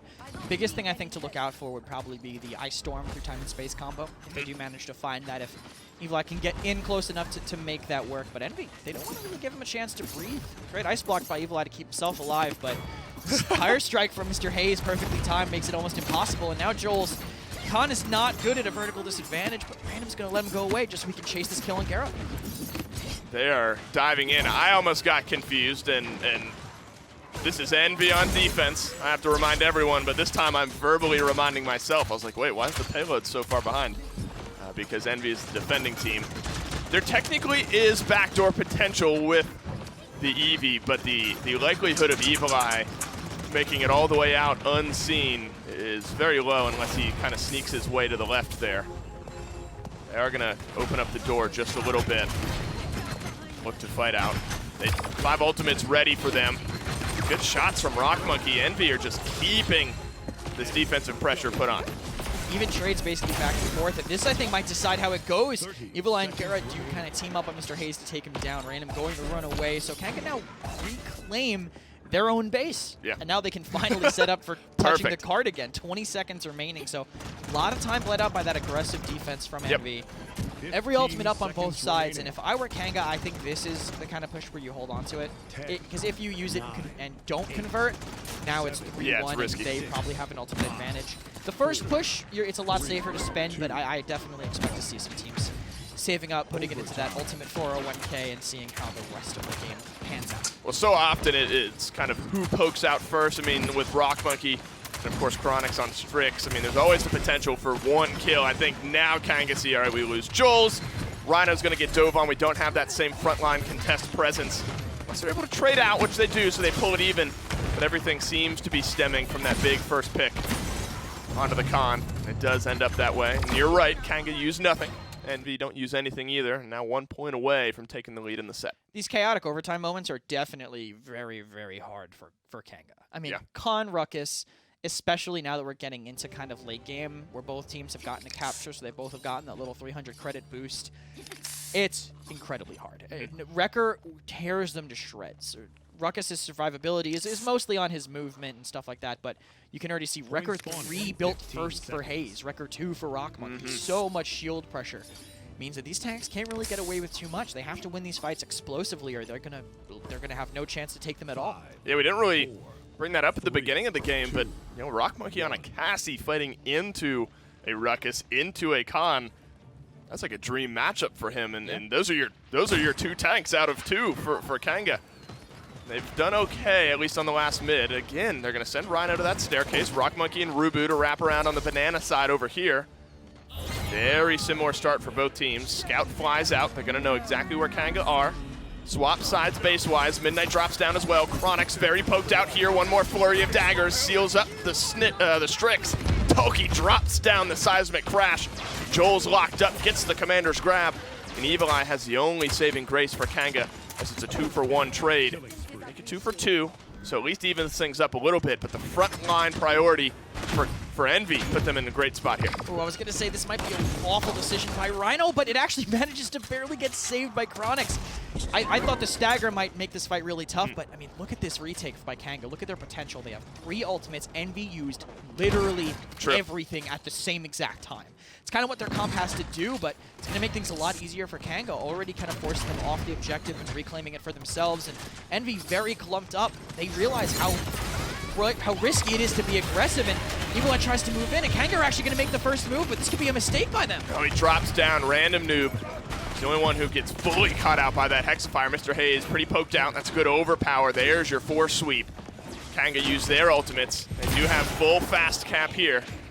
Maybe they're able to contest just a little bit longer, but not likely winning the round. Kanga take their second point of the game, and you kind of said it best. They held all of their ultimates. Envy didn't win convincingly enough. Evil Eye a big couple of kills in the back end of that first engagement, and really kept Kanga in the fight there. For sure. I was saying it might have been a mistake, but I didn't realize how well Rhino had positioned his Hexafire. Putting himself right on the edge means that tiny little bit of baby movement speed you get during that, he walked off the edge and kind of checkmated Random, and that just helped them kind of convert all these fights. Chronix now, a lot of control up here in the top left. It's hard for their comp to take it, but once they have it on the back of a Strix, on the back of a Ruckus, all spamming down, they can apply so much pressure as they try to cross that huge distance up to that upper room. He's going to have to poke his head around the corner to find some shots here, but you can see the daggers just kind of flying through the screen there. Random Noob looking to prevent him from being able to find any angle. Fire strike seals him out. Flashbang from Chronix, countered out by the Midnight. Neither team can see at the moment. Random Noob finds the flank. Commander's grab doesn't send him anywhere, but a little bit of heal for himself. 1 for 1. As Random Noob gets helped out by Tulki there. looking for a shot onto the Strix. The rest of Envy find themselves some kills. Good midnight, good value from that for Random Noob and Envy as they're able to force Kanga all the way back. Yeah, great, I think, good aggressive pressure by them. I think Joel's made the right decision to just stare at Random Noob and buy time, because at that point, that's really all you can do when you're that low. People like getting the better of Random means they can take a lot more ground here.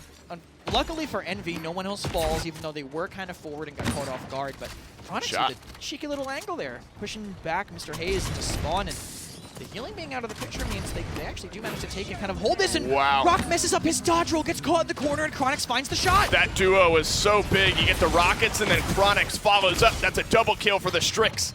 And Evil Eye now free and clear to start to move forward into the ice block, trying to outdo the damage of Tulki here, who's now hiding behind his own wall. 25 seconds left, another good stun. Prevents the blink, but he still has it on cooldown. Evil Eye flies himself out, does not get cleaned up by Envy. Envy are able to breathe just for a second. 15 seconds left. Overtime looking like it's on the menu.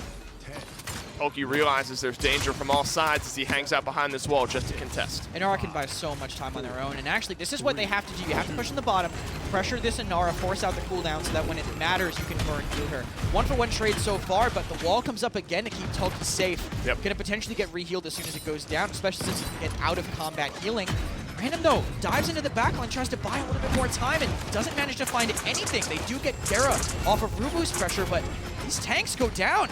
Kanga have the ultimates to convert this if they so choose. Yeah, damage slightly staggered out here. 5 seconds left on the cooldown for Rubu to get back in onto the fight. Rock Monkey back from respawn, looking for one more shot onto Evil Eye into the ice block and out.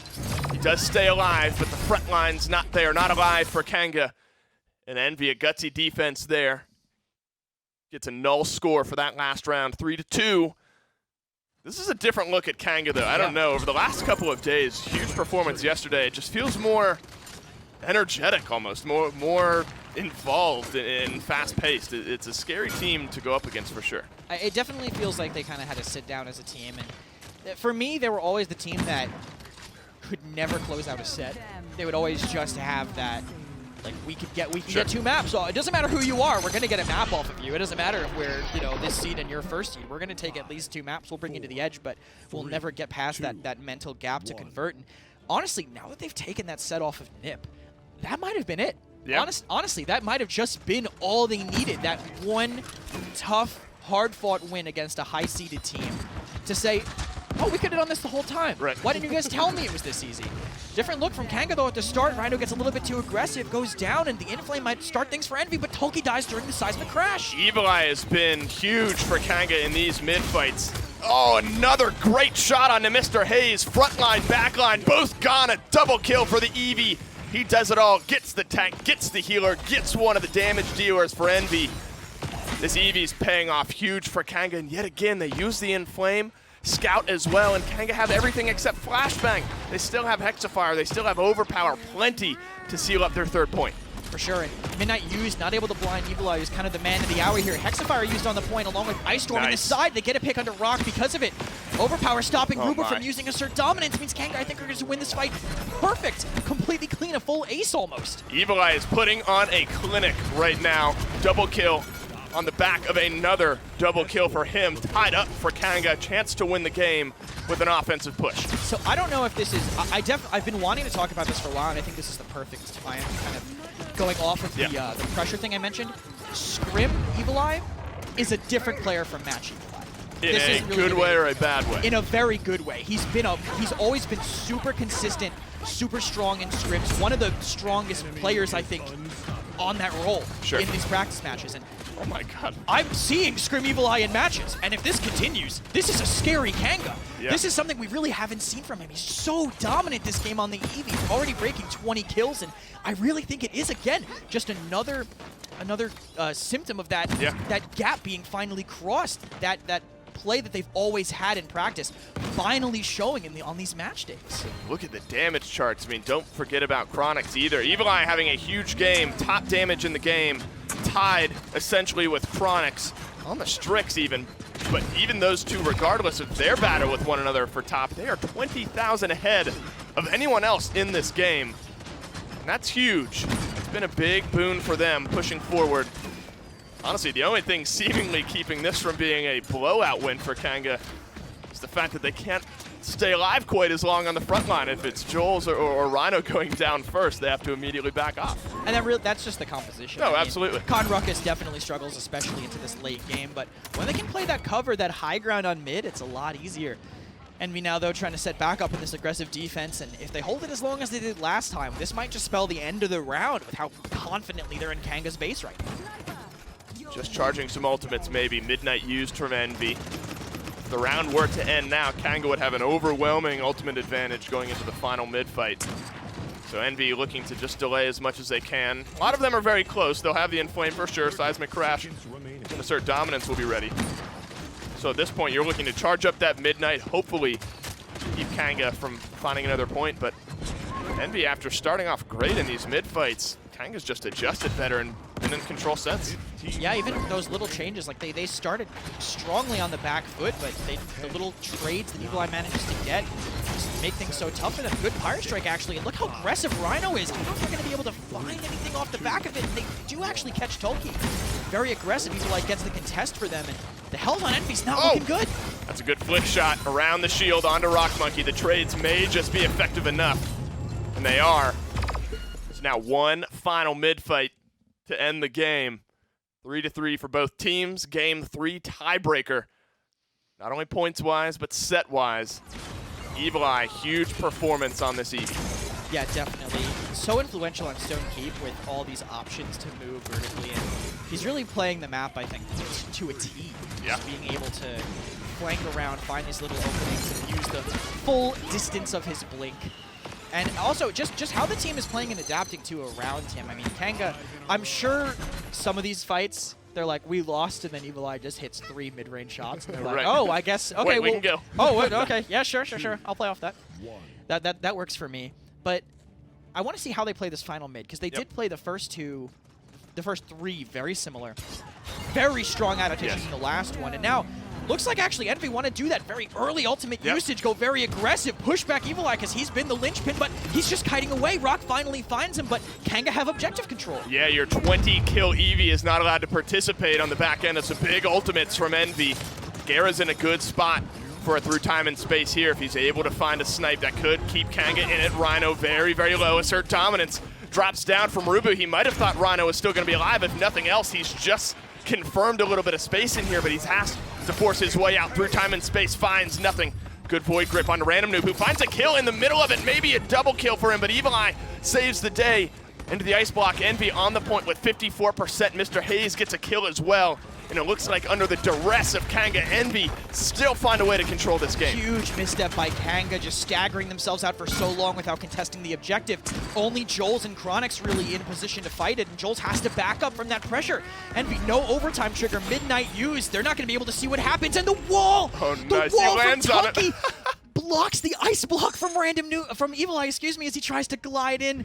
Such a crazy play by him, and That is tough. They kited into the wrong spawn. They just went the wrong way. That is a big game from Envy. That entire game, all eyes were really on Kanga. I mean, the very beginning, Envy very much in control. Kanga starting to sweep towards the end. I don't think we saw a successful push throughout that. I think it was all defenses. A lot of them coming very close. Right, the first one converted. Nothing else since then. Unfortunately, Evil Eye, huge performance on the Eevee. Go searching for a win. Yeah, just how their team they staggered way too long on that last fight, but they just didn't have a chance to get that secondary fight, which they were consistently winning. Right. They had to give themselves that opportunity and just took it away by thinking they could win that 1v1 Genos Mave. It's a big team performance from Envy as well. I mean, it's hard when you're 20,000 damage next to the highest 2, and they're both on the other team. Tough to fight back against, but Envy certainly do it. 7 points on Stone Keep. That goes to Envy. They're up 2-1 in this set with Kanga looking for a fight back in Game 4.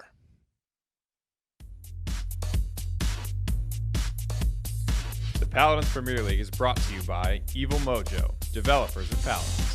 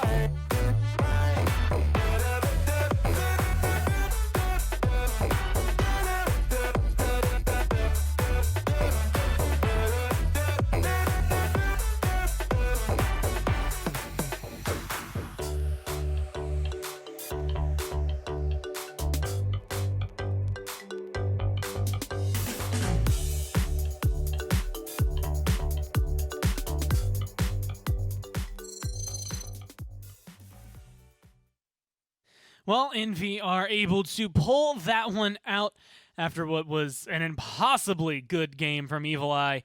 Unfortunately, Kanga couldn't quite seal the deal on the final point fight. Envy just had their number, and it was kind of Tolkien standing on the objective uncontested for a while. That one hurts, but not only, that's a nice game to kind of pick your head up, I think, if you're Evil Eye. At least for his Eevee. I think his Drogas was good. Of course, this Eevee was pretty lights out. It was close to returning to form, I think, what they had yesterday. And we talked about the two camps of whether or not this was what Kanga wanted or if they were walking into the trap of Envy. And it was both. I think it was a little bit of both. Yeah, I mean, they definitely had their counter picks on Team Envy's side, but that was still at its core, I think, what made Kanga so successful yesterday. The frontliners had a really tough time. You double wrecker, right? You got two frontliners heavily reliant on their shields. But at the end of the day, you have people there shoulder to shoulder with Evil Eye, diving with him. You have Chronix back on something he can soften up targets with. Yeah. And that resulted, granted, maybe it's a lot of those killing blows going to Evil Eye, but, and that's kind of tough for Joel and Rhino. But Envy do pull that one out at the end of the day. And when you look at it, 23-14, 16-13, the slash lines were there for Kanga. But the play was there for Envy. And Tolkien was able to have a much more monumental impact in this game than we typically get to see out of an Inara.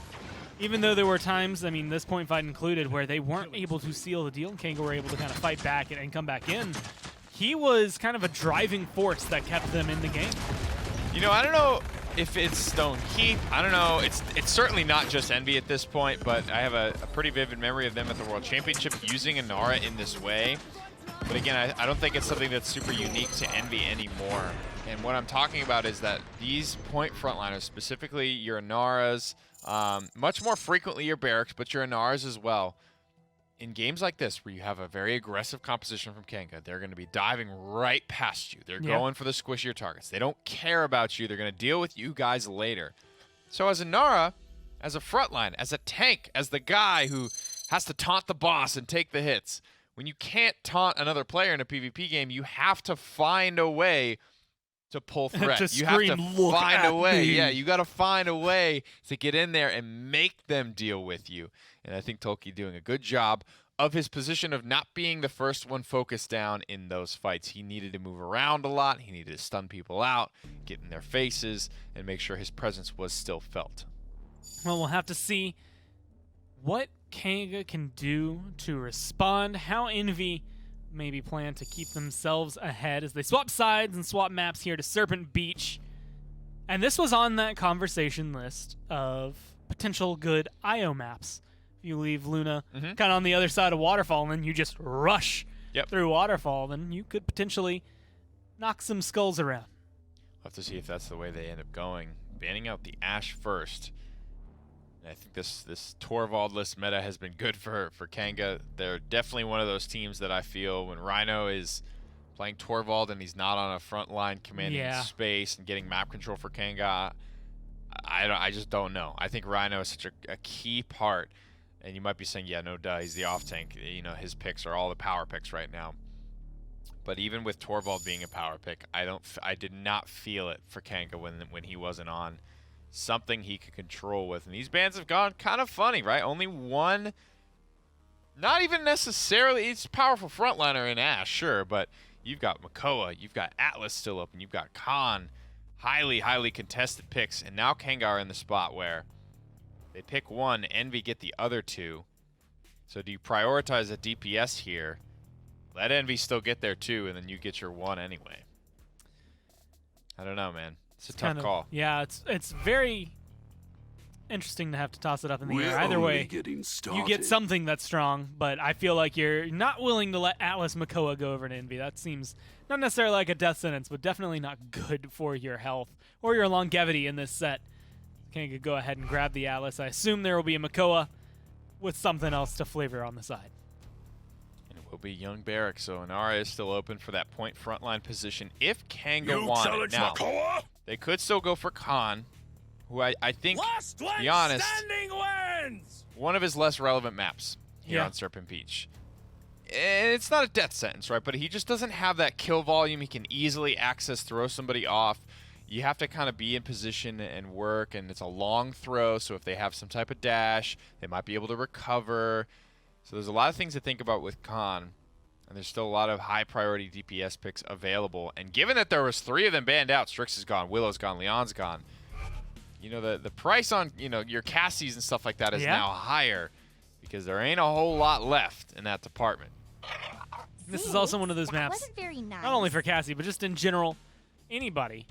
It's important to have maybe someone who can try to take some high ground away, try to control that area away from your opponent. And so Kanga do opt in here for Cassie, for Genos to be able to come through. And you had mentioned earlier, Cassie, a pretty good response to Makoa. Didn't quite work out the way I think Kanga had anticipated when they were doing this on Fish Market.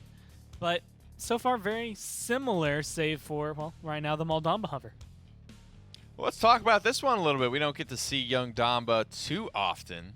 What he brings that I don't think Envy are too worried about now is he brings that hard crowd control. And looking at the front line they have absolutely none of it right now. So why not go into a nice, juicy AoE hard CC ultimate?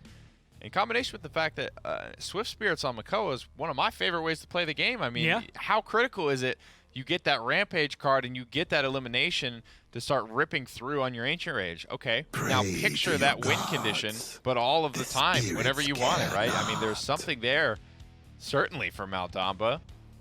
And again, just like Andro, he's been in the meta forever, so you know there's not a lot of rust for Hayes to knock off there. One of my favorite thing about this draft right now is that we went from seeing Maldamba every game of every set. And so you wouldn't have to think twice about talking about why he fits into a roster, why he would be good in this draft. That's the first time we've had to break down Maldamba for anybody because he's just been gone for so long. It's true, man. It's kind of funny. Hopefully he's been enjoying his vacation. For some reason, you know, it might be because he uses a snake as a weapon. I like to imagine that the daytime version of Serpent Beach that is probably still in dev somewhere, Maldamba's out there like sprawled out, getting a tan on, like he's just relaxing. As Eevee does get locked in here, and he is going to be played one more time. Not a lot of, well, actually, no, inverse of that. A lot of tanks still available, but it still seems like Kanga are hovering This is a hot team. and locking in the It is Fernando. like a normal team, but with Coming out of the me. aggression, it looks like Kanga have chosen their side in terms of are we going to be a passive team, or are we going to be an aggressive team? And that's obviously greatly simplifying, I think, the nuances of a lot of these drafts and a lot of the strategies employed by these teams. Whereas Team Envy, they just have solid across the board. What will Rock Monkey play, though, with Leon gone, Cassie picked, Maeve picked, Strix banned, Kanessa maybe, it's Niche. And with the amount of mobility and, frankly, range in Atlas and Cassie that Kanga have, doesn't look like that's the way they'll be leaning. Really mulling this last pick over, and that speaks volumes, right? When the answer is not clear, there's something to be said. Let's get this Just pay done. attention to it, right? It could be good, could be bad, could be a lot of good pros and cons that Envy were kind of talking and debating about. But let's put this Victor under the microscope a little bit. In an aggressive world, an aggressive composition, Victor doesn't have a lot to do but try and punch his way out of those dives. Yeah. I mean, grenade, burst mode, damage is all going to be there, all going to be pretty good. We'll have to see if maybe he can either run away from the fight or stop the fight before it gets to him. But, I mean, hey, it's game number 4 right now. Serpent Beach is coming at you. But first, let's go down to the casters. Thank you, gentlemen. My favorite scoreline, we're at 2-1. Either Envy go up 3-1, one game away from taking the set, or Kanga tie this up, force it just a couple more games. We're in a fun meta. Now Fernando getting picked over Inara. Yeah, after the change to that shield card, people really are valuing that sustain. I think it might be kind of rough into the Damba, purely because of all that CC knocking down the shield. Even if you get it back faster, generally against these players, your shield goes down in the wrong place, you're not walking away alive. And Envy walk away alive in Stone Keep, somehow under the duress of a huge game from Evil Eye. Looking to do the same here. Except the EV's for Envy this time, for Random Noob. So Evil Eye's going to have to make do with the Maeve.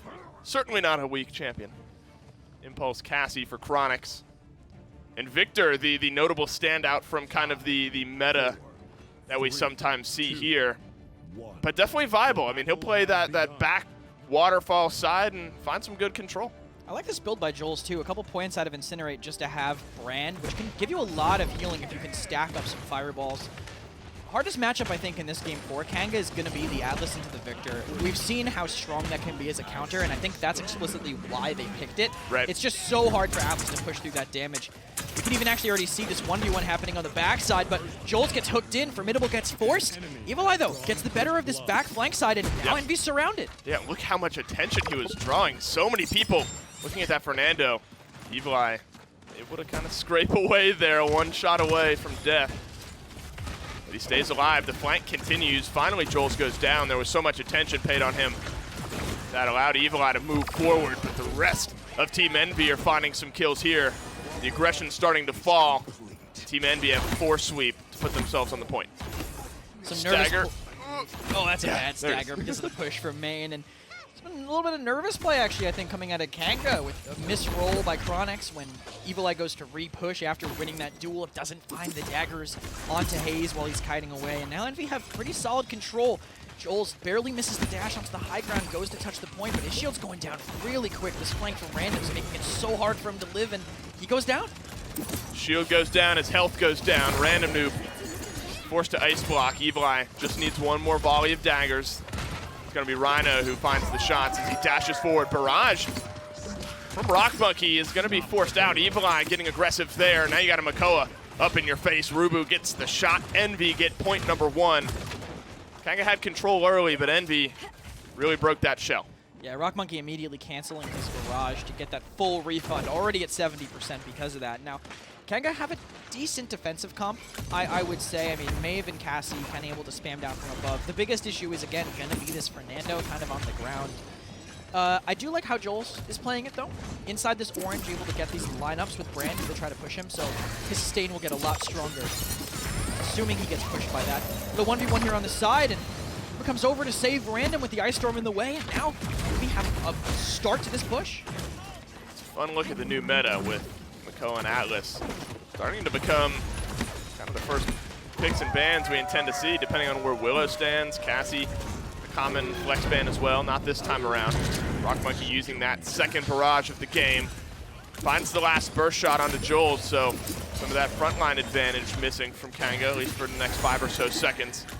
Random Noob with good mobility. That's the name of the game here on Serpent Beach's defense. And Chronix caught out. No dodge roll is going to get you out of that one. You got Rubu and Random Noob aggressing onto you, and the damage dealers for Envy are starting to hit their shots. The start to this point pressure was also on the back of the Dread Serpent connecting on the Fernando.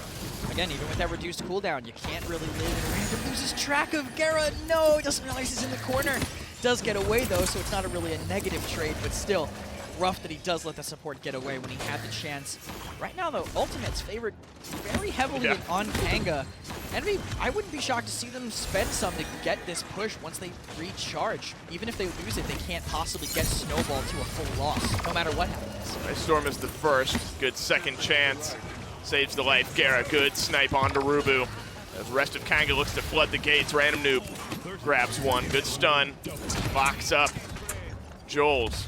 That's not going to matter. That shield taking up the entire doorway, and Evil Eye's free and clear to toss out some daggers, get some kills. Good defense from Kanga, and all they use is through time and space. Yeah, really good catch, I think, onto Rubu to kind of force them over there. And this is why it's so hard to push this objective. I mean, Evil Eye just comes from up top, basically can't contest them if your Eevee's anywhere else, so he comes in straight from behind. Your team has to turn around to deal with him. You take a lot of damage. Temporal Divide in front of you. Really no play that you could possibly do to turn it outside of will win the 1v1. But Envy actually still want to push for this. Dread Serpent takes down Fernando. Shield down. Unable to hold it. Even though Chronix is dropping for this, I think he's going to die to Hayes. Big engagement. Hayes just needs one more shot. The reload doesn't matter as Rock Monkey follows up for the double kill. Very staggered out now are Kanga. 6 seconds, 0 seconds, 5 seconds as the respawns come out. This payload all but going through once Joel's gets cleaned up. How much time can he buy, though? The dash is not going to get him too much space. In and out for the touch. But overtime, too fast there, and you called it. You figured Envy might use some ultimates to really force it in, and they do. Once Rock Monkey got set up in that position, I think it was just way too hard for them. And I think this was that defense on the back of that time and space. And no really contesting. I'm just on the side here. Sees his opening, comes around the back with Random dead. He knows how free he is, and look at this pinch by him. Perfect positioning. Why it's so hard to push this map, and why we commonly see it go to a 3-3, but Envy found their opening. They found the Dread Serpent onto the Fernando, going to be the biggest weakness. Nando now currently 0-5. Definitely struggling, I think, into the CC, but once this resilience gets a little bit more built up, he'll have some more potential sustainability, especially with that shield card towering barrier now in the meta, or now playable at all. Before it was pretty rough, but now it's usable. Now we're going to see it, but I don't know how much of a difference it's going to make with the CC coming out of his face. Phoenix on Fernando yesterday, big game. So certainly showing that he's viable. Good flank from Toki puts him around. Evil Eye, Rhino trades out as well. 12 seconds, or 12% rather, on the point for Envy for a total of 4 ticks. 1-for-1 trade. Kind of storming the gates on the right. Envy are maintaining that height presence. Scara with the Void Grip back on cooldown. An engagement between the Makoa and the Fernando starting to take place as Chronix gets back up onto the high ground. Ancient Rage forced out for Rubu just to keep himself alive. Dome Shield drops down from Toki as well, so Kanga have to back themselves off, but it wears out, gets absolutely deleted. Not too much value other than buying some space from either the Ancient Rage or the Dome Shield. Nice through time and space. Healer onto healer. Kanga come out on top of that engagement, but Random Noob flank onto flank. Envy win that one. This Immortal could be massive. The health bar and Kangas are so bad. They have to get a kill now, but Joel's keeping himself alive just barely. Temporal Divide, but he doesn't get the moonwalk in time. Doesn't get himself behind it. Exiles to buy just a little bit of time, but doesn't get perfect anything. Positioning by Random. Oh my, and now they can follow up the rest of this fight. Envy with 93% in a great spot. You're missing Atlas. Fernando is low, and he's not in range to get a touch, and Envy, a great start to this game. Now up 3-0, forcing Kanga all the way back. Still have a barrage if they really want to push the issue. And they probably will, considering how close they are to converting this. Again, not a single point on Kanga's side, which means no matter what they do, they can't possibly lose the next round, even if everything snowballs against them. So those damage numbers. Definitely not going to be afraid to spend some stuff. And yeah, Envy very strongly topping the charts. Not too surprising to see only really Chronix contesting with how well they've been playing, but I think Ruba being that high up is kind of a story. Makoa, usually not the highest damage. Does a lot when you kind of get into those brawls, but at this level, these players know how to play around him, how to kind of mitigate the amount of damage he's going to do. Evil Eye with a great flank is going to make this tough for them. They get Rubu as well, but actually just decides to run away and reset. Envy trade out. Still a pretty strong defense for Kanga.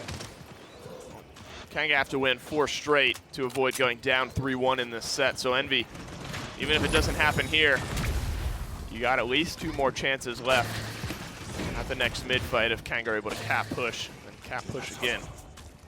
Still a lot of time left in this last round, minute and 15 seconds left. Envy starting to get very close on a few of their important ultimates.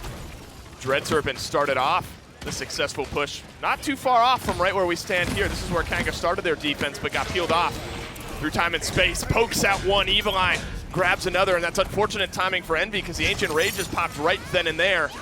Nice storm for a little bit of peel, but Rock Monkey with the lone kill for Envy as Kanga grab a good start to this defense. I was actually about to chastise Kanga for not making anything happen on the back of the Temporal Divide by Rhino, but they immediately get a good time and space. They did have to pair the Midnight with it to make it work, making this defense a little bit potentially harder, but countering out the Ancient Rage I think is pretty solid, getting rid of that effectively their third tank, you know, that extra health bar coming into the fight is pretty big in this potentially chaotic overtime fight.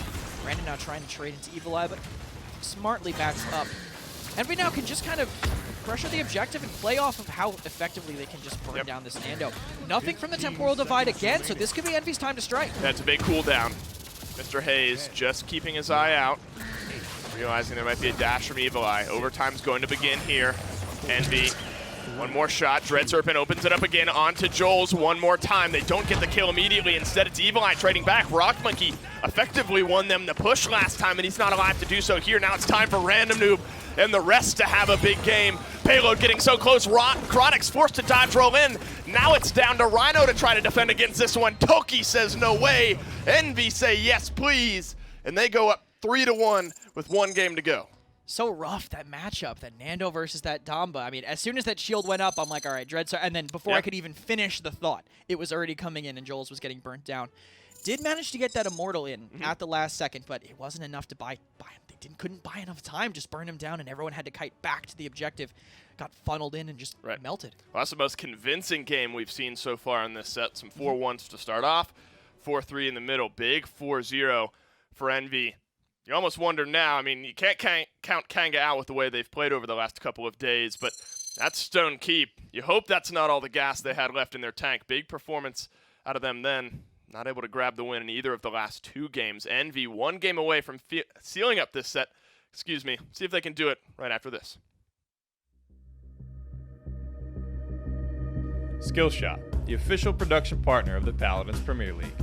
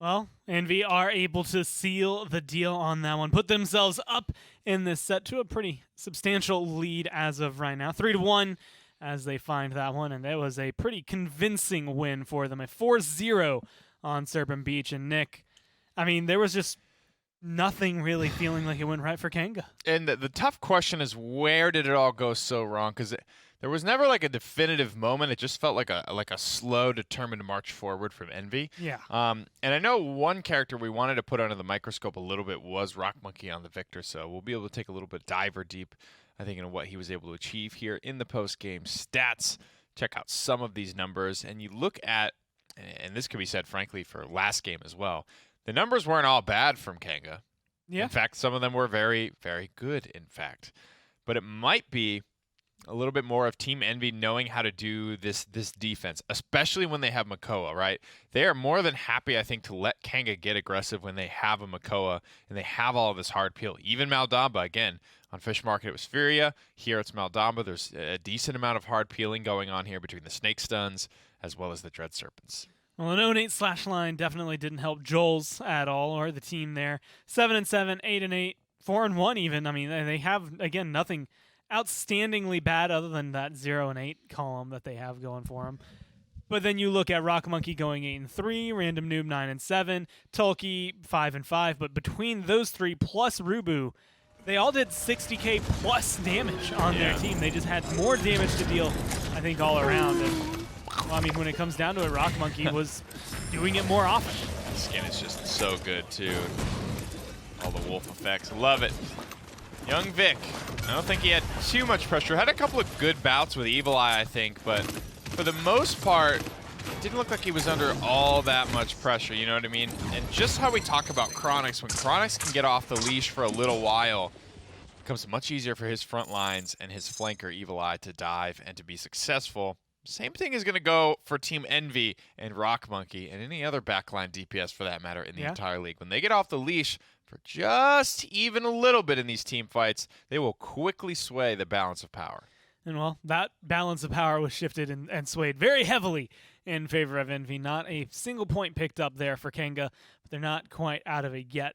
Only down 3-1. Yeah. Backs against the wall at this point, which is kind of going to start maybe raising some They have flags comeback for them. mechanic now. They have comeback in mechanic the set. in the set. Well, hey, you never know. Maybe they can tie it up 3-3 and then potentially lose the last point anyway. Yeah, those are always the worst. Those are always the worst when you come so close here. But Kanga need to find a way to get their heels dug in, start going to work. They got a lot of mountain to climb in front of them. We'll have to see what map they select. We are in loser's pick, of course. They just lost, so they will also select where we head to next. A lot of momentum build up for Team Envy at this point. That 2-1 slash line, like Dave loves to mention, it's critical which way it goes after that point. It's very difficult for the team that loses that match to go down 3-1. So hard to climb back up. Likewise, if you can win it 2-2, very winnable set. Yeah, and I mean, that's actually, I guess, kind of in parallel to what I was going to say, which is that the good news for Kanga, the last 2 times these teams met at the end of Split 1 and then earlier in Split 2, it was a 4-2, so maybe they do still have one more map in them. It will be dependent on where they choose to go and, well, just how they play there. But that's kind of the biggest thing. A lot of this has been a lot closer, and it feels like, I mean, well, you said it earlier, Envy have been changing more from game to game than I feel like we've seen out of Kanga. Kanga haven't been adapting as much to what Envy's doing. That's, I think, the thing that I want to talk about next entirely is that yesterday it feels like, ooh, Kanga look like they've figured something out here. They've got something going. But you need more than one thing. That's just the state of the game at the moment. You need more than one, I think, strategy to work. And this is not talking about one draft. It's the core concept of what it feels like Kanga are going for and how they're trying to win. Each and every game, I think teams are getting so much better at countering and leading you, and especially a team like Envy, who's been able to put wins together against basically every team in the league. They are the reigning world champions. They have a great relationship between them, and I think have a very open dialogue of what to pick, how to pick against certain teams. And given that something worked so well for you, just as a human element, something worked so well for me yesterday, why am I not going to try it again today? And if I see that as Envy, right, I'm going to try to lead them into that every single game because, again, some elements of it are strong, as we saw in Stone Keep, but it can be beaten. Predictability in Paladins more often than not is a weakness more than it is a strength, no matter how good whatever comp it is that you are predictably picking. That was one of those things. I mean, we saw them run the IO comp yesterday 2 times in a row. And then when they went to Ice Mines, they switched to a very similar playstyle, but with Grover. This time around, IO loses that first one, doesn't show her face again in this set. They just kind of throw her to the wayside and go back to, well, I don't want to say same old, but what kind of feels like same old. The bands came through. Makoa Atlas under Envy's banner, whereas Ash Strix were over there under Kanga. No Willow bands, I think, most notably. She's come through for this one. Well, when you pick Kinessa with Strix band out, you may as well be banning Willow. Judge, jury, and yeah, pretty much. I dare you to fly. Dare you to fly against Rock Monkey on Kinessa, and this is a great start to the draft for Envy. Barrack is a good setup for a potential like high mobility 3 DPS. Maybe they grab like a Genos Mave. I don't know if Envy would be necessarily trying. If Kanga don't take Genos here, I'm wondering if Envy do, but I really feel like Kanga are probably setting up to try and get that. They don't have it yet. Welcome to the mean streets, kitten. What they do have is some anti-flank pressure for Eevee. In some this counter-flank game, pressure you win or you die. for Kinessa. There They're is drafting no middle for the ground. set, for the game in front of them, and not so much overall, I think, for the vision. Well, Envy looking like they might just straight up ignore the Genos that is available for the Moldamba. But like you said, I mean, Maeve, Leon, Barrack, all of which, like Barrack, Leon, going to be able to have some hit scan presence to find some interesting shots, maybe against the Eevee. Maeve looking to try and deal with this Kinessa. And Saris is being hovered. And the thing that, I was going to dive deep. The thing that comes to my mind when I see Timbermill and Saris, I actually think Cuss Cutie more than I think of anyone else. Yeah, Saris for the range for sure. High throughput. You don't have to aim it. But her ultimate on Timbermill, I don't know. I think around like the payload conversion fights, it's probably most relevant because at the moment, talk about that in a second, just to finish up on Saris, there's really not a lot of relevant ultimates I feel like you're getting early on, right? You're sitting back there with Kinessa. You're either throwing it down onto the point to try and pull a frontliner back out, maybe set up a snipe to finish off that kill, or you're yeeting that bad boy cross map to the enemy high ground, seeing if you can get lucky going fishing, quite literally. As Kanga are hovering Grover, Io. 2 supports that, well, they don't necessarily do a ton of damage. Grover scales over distance, and Io just doesn't fall off over distance, so you have those 2 things working for you.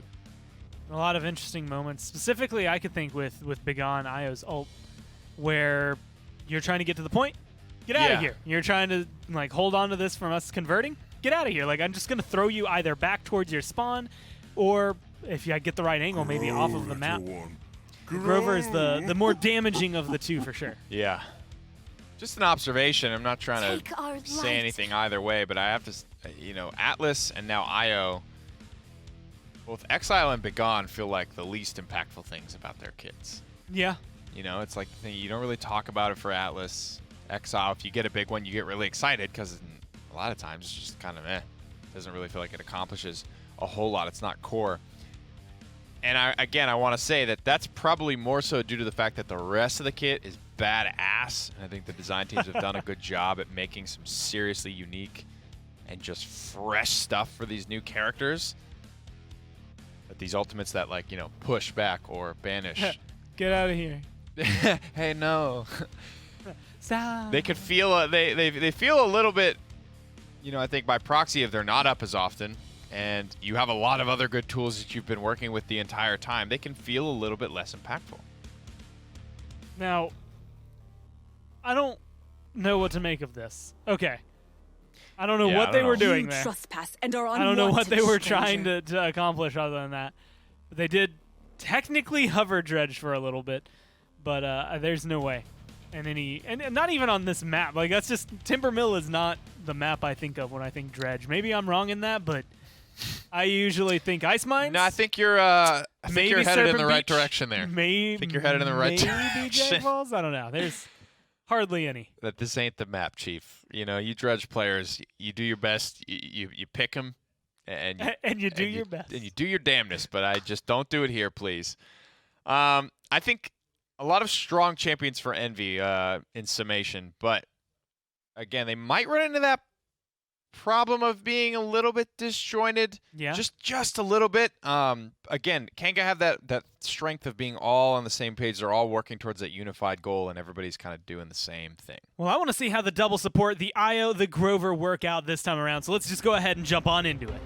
Well, Kanga has certainly padded the Io stats over the last couple of days. Big games for Io. Yesterday, looking for one more of that to stay alive in our first set of this Friday morning PPL action. Timber Mill awaits, so does Io. As of now, Ferocity Grover for Kanga. A little bit of extra damage over distance, of course, 60% to be exact. Pretty decent scaling. As we were loading in, I said it's definitely going to be DPS Grover. Yes. Always kind of been a pick on this map and in the past. Those big chunky axes definitely taking a big part of the health bar away. And pretty normal build. It is almost like a support build, kind of what you have to put out. Vinegrass too, but you can already see the poke of these Grover axes. Before Strix came out, Grover was the other sniper. I mean, you played Kinessa and Grover if you couldn't get what you wanted. So, interesting pick by them. I think this is going to be a hard game for Joel's living on that point. Yeah. Eevee, Kinessa, Damba, there's a lot of ways I think for them to just screw him over. And once that solo tank is down, things get a lot tougher for the Australian boys. I mean, Chronix, you see what he's looking to do, and he just hangs out kind of in that doorway in just a never-ending barrage of axes. He's hoping that if Rock Monkey or Mr. Hayes poke out just a little bit too long, he's going to force him back to trying to find a way to win. That sniper engagement as a Grover. He's definitely cleaved out some good damage. Not enough to really put them in control. They do have 81% first blood on the back end of Evil Eye, timing out the ice block. Good for Kanga. 84% looking for the flank. He's going to have Hayes and Rock Monkey, or Random Noob, or no, it is Rock Monkey. Saw a TV and thought it was Random Noob just for a moment. He's able to dive down. Whirlwind begins. Whirlwind ends. It looks like Kanga are in a great spot to capture point number 1. Which is crazy to me, because it means Toki's just losing this trade into the barrack. I think the IO Fox is helping a lot, but Rhino goes down trying to vine to the high ground. Rubu finding him, but I don't know if he will have the point touch. Rhino on the Grover. That's a good Dread Serpent. Daggers from Evil Eye. Double kill. Almost 3. Unofficial triple. Delayed, if you will. Kanga Esports capture point number 1. IO is just supplementing the point capture so much that Tulki just couldn't keep it contested. Only 1 pick across the board. That's coming out of Rubu onto Rhino once the overtime had restarted. So much sustain. It's going to fall off as the game goes on, but if they can win super quickly, it's not really going to matter. They already have so much going on. Overpower just because Envy know they have to stem this aggression somehow, but Evil is getting pocketed by IO the whole time. Wow, just delays his life. The kill comes through nonetheless. Now I can see that. So it is Rhino on the Grover. Chronix, of course, on the Leon. That makes more sense, I think, having him on the Grover. And nothing too surprising for Envy, Random Noob, Rock Monkey with Eevee and Kinessa respectively. And they've dealt with kind of that discrepancy that you mentioned pretty well. They get point number 1. A lot of those Grover axes connected right off the bat. But that point fight, Jules, you know, you were kind of focused on that. Maybe that's where this Kanga roster finds their downfall, and they were at least able to make do and get themselves a point. And I think, again, that's just because of how much Luna supplements point capture. Jules doesn't need to be the only one on the objective. They basically have a second tank. Sure. And it's Luna, you know, able to get that. And also uncauterizable. You can't cauterize Luna. You can always get the full healing onto it. Rhino maybe getting a little bit overzealous up top, getting picked out by Rock Monkey. Kanga have to back up just a little bit, but distance is the last thing you want to be putting between you and Rock Monkey on Kinessa. Yeah, that's not a winning matchup. That's where Kinessa feels the most comfortable. If anything, you want to be closing that distance. Mid-fight round 2 as Team Envy begin their defense up from the high ground. Rock Monkey very quiet in that first mid. A couple of kills here to start out their defense. 30 seconds left for Kanga to try to push it through. Not an easy map to get it done on, especially when you're only halfway there with this amount of time left. Hasn't been that much duress placed on Rock Monkey up on the high ground either, at least at the end of this one. Top damage in the game. Next 4 granted are for Kanga. But Rock Monkey doing a great job of positioning himself and finding the damage. I definitely think that's also the nature of Kanga's comp, where the best person to get onto him is going to be the Maeve, and Maeve has to cross a huge distance on her own. Not really able to do that against the Eevee and the Kinessa that Envy do have on their side. And I actually want to, if we can really quickly, just look at Rock's build, because I don't think he's running the card that you get extra ammo.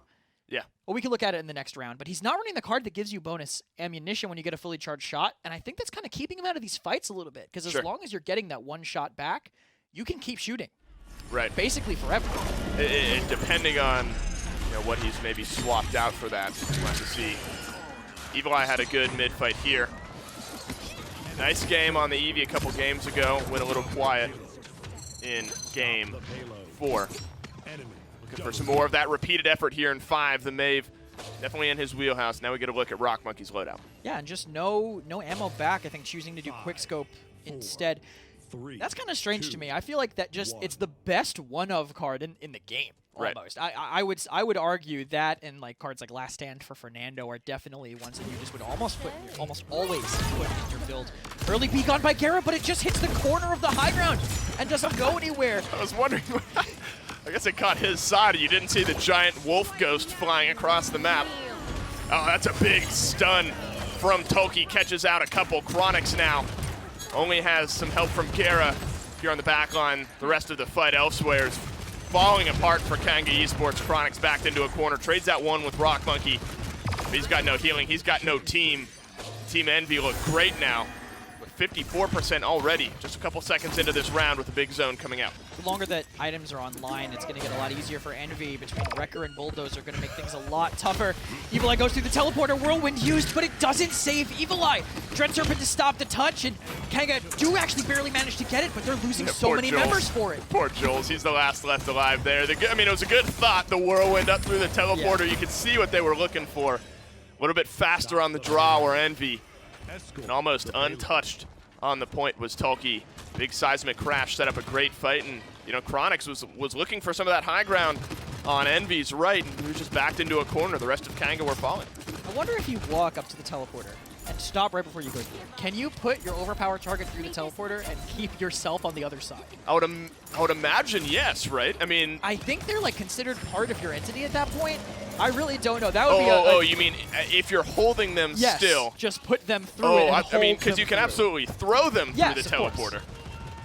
Do you maintain momentum? Like, could you throw them through the teleporter and then they fly off this ledge here, down through the middle of the map, or do you lose momentum in the teleporter? I think you lose momentum. But we don't need to talk about that now, because Kanga are retaking a lot of ground. They got this high ground back, science experiments notwithstanding. Maybe we could test that later if you want, yeah, Dave.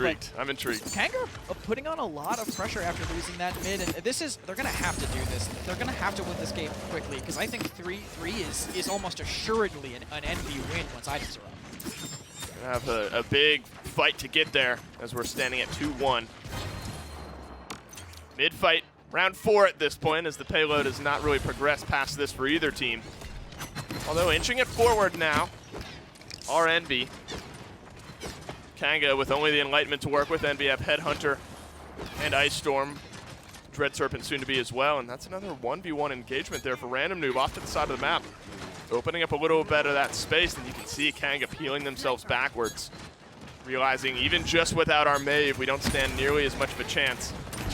Chronix needs to have a big round up here. This positioning is perfect for early on. For sure, and I think Evil Eye is going a little bit too deep, just a little too far in the back, trying to make something happen. Random getting very aggressive, but they can't quite find him on that middle floor. That's the hardest one to reach. You got to go out of your way to get to it. While they're distracted, Rock Monkey takes that high ground, uses Headhunter, and gets the best healer off the board for Kanga. Kanga are starting to crumble right now. A double kill from Rock Monkey, a good overpower. Might get Envy 1 point away from ending up this set. One more shot from Rock Monkey, seals it. Tolki says, I'm going to use the Seismic Crash just to try to seal this one up. The respawn's very, very close for Kanga if they're not able to stagger this one out. The Wolf looking like it's contesting the payload there just for a moment, so not able to progress it all the way through. The respawns from Kanga 5-10 seconds out respectively, but with Rhino going down, the Wolf being killed off, Envy put themselves 1 point away from ending the set. They did use a few ultimates there, though, so that the way that they kind of speedily won that first engagement of that fight is going to be a little tougher. They won't be able to have that, cross-map seismic crash that kind of won it last time. And this was part of that retake. They completely stalled out. Also, rewatching that, I'm pretty sure you can't hold them through. I would imagine it seemed like not, they went right. through at the same time. Right. So most likely that's the case. So potentially solved. We can test this hypothesis a little bit later. I still want to test the throwing. Yeah, we can. We got time. Rhino though having a kind of rough game. Still doing decent damage above Random, but Random is finding all these kills, and he still ended up 0-6. Has he been keeping up in the healing charts at all? Is that maybe the benefit he's really bringing to them? Not really. So this comp is going to fall off even harder as we head into the late game. Yeah, 0-6-5. Not even positive if you take assists into account. Guerra is hanging in there on this IO. Not the same effect that they found yesterday. That's a good first pick. Rhino on the board with his first kill of the game. Couldn't have come at a better time. No room for error here for Kanga. 1 more point for Envy. Will end the day for them. End their week 1-1. Chronix looking to have something to say about it. Rubu says, I'll call that bluff. Drops down, gets the kill. Evil Eye trying to mitigate some of this con, but it's not working out just yet. Finally, some ultimates starting to fly. Dome Shield notably put down onto the point for Joel's. Midnight as well. That's a Dread Serpent down to the low ground for Mr. Hayes. Peels a little bit. One more shot from Rock Monkey onto Joel. Seals up the beginning of this fight. Slight pause. Things come to a slight hush here. About 50% for both teams where we stand, but where we stand is Envy winning this mid. And Rubu is so confidently holding that high ground. It was really tough for Kanga to really get any room. That's where they want to go if they want to get onto Rock Monkey, if they want to stop him from spamming down. They get to that area, they're like, we got... Oh, Khan's here. Oh, no. Oh, I've taken half my health bar in damage. I guess I should get out of here. You can't forget about the Khan. Rubu playing ever so confidently there, grabbing the kill onto Chronix. Good Dread Serpent. I mean, Ultimate's just starting to fly, and now we're at the point where when we dive back in, if Envy are able to roll these last couple of kills, the stagger in the zone could be so impactful that they just end up winning the game. Especially since I don't know if they have Midnight. They used it, but as they were using it, we can see once. Oh, they do actually still have it. In 8 seconds. Random killed Evil Eye as he was casting it. So unable to to be used in that fight. Now, if he doesn't spawn, he's going to be too far away for the radius to reach. Oh, sure. Tanks are respawning now. They're going to actually have to, Gera. they're going to have to send Chronix to the point. They touch, but they're just throwing away all the squishies for it. That's got to be it. Big game here for Envy. Midnight does drop, but as to 4 members of Kanga, one last touch for Evil Eye. It's not going to matter. 4-0 out yesterday. Go Envy 4-1 up. They go today and win our first set of the day over Kanga. Yeah, great turn by them, I think, after the game yesterday. Looked a little, it was tough for them as the game was starting. I mean, a 4-0 back and forth more or less at the very beginning. Close 4-3 win for them, but I think that kind of just took the wind out of Kanga's sails and Envy ran with it. I think that was the big turning point here in this set was Stone Keep. Evil Eye, massive game on the Eevee. You're pushing 20-plus kills, and you still fall short there. I think you're absolutely right. That's kind of the gas being filtered out of the tank. That's Envy really putting themselves in control of this set. Big week for both teams. Kanga 16-0, 4-game set yesterday. And Envy, I don't think any of us expected them to lose 4-0. I mean, maybe you give Na'Vi the edge. But Envy, without a single map win yesterday, find themselves a 4-1 win here today. So big week for both teams, both of them going 1-1. But I think this was very important for Envy. We talked about kind of peaking at the right time towards HRX. Like a 4-0 loss followed by another tough one today would have been horrible. Yeah, for sure.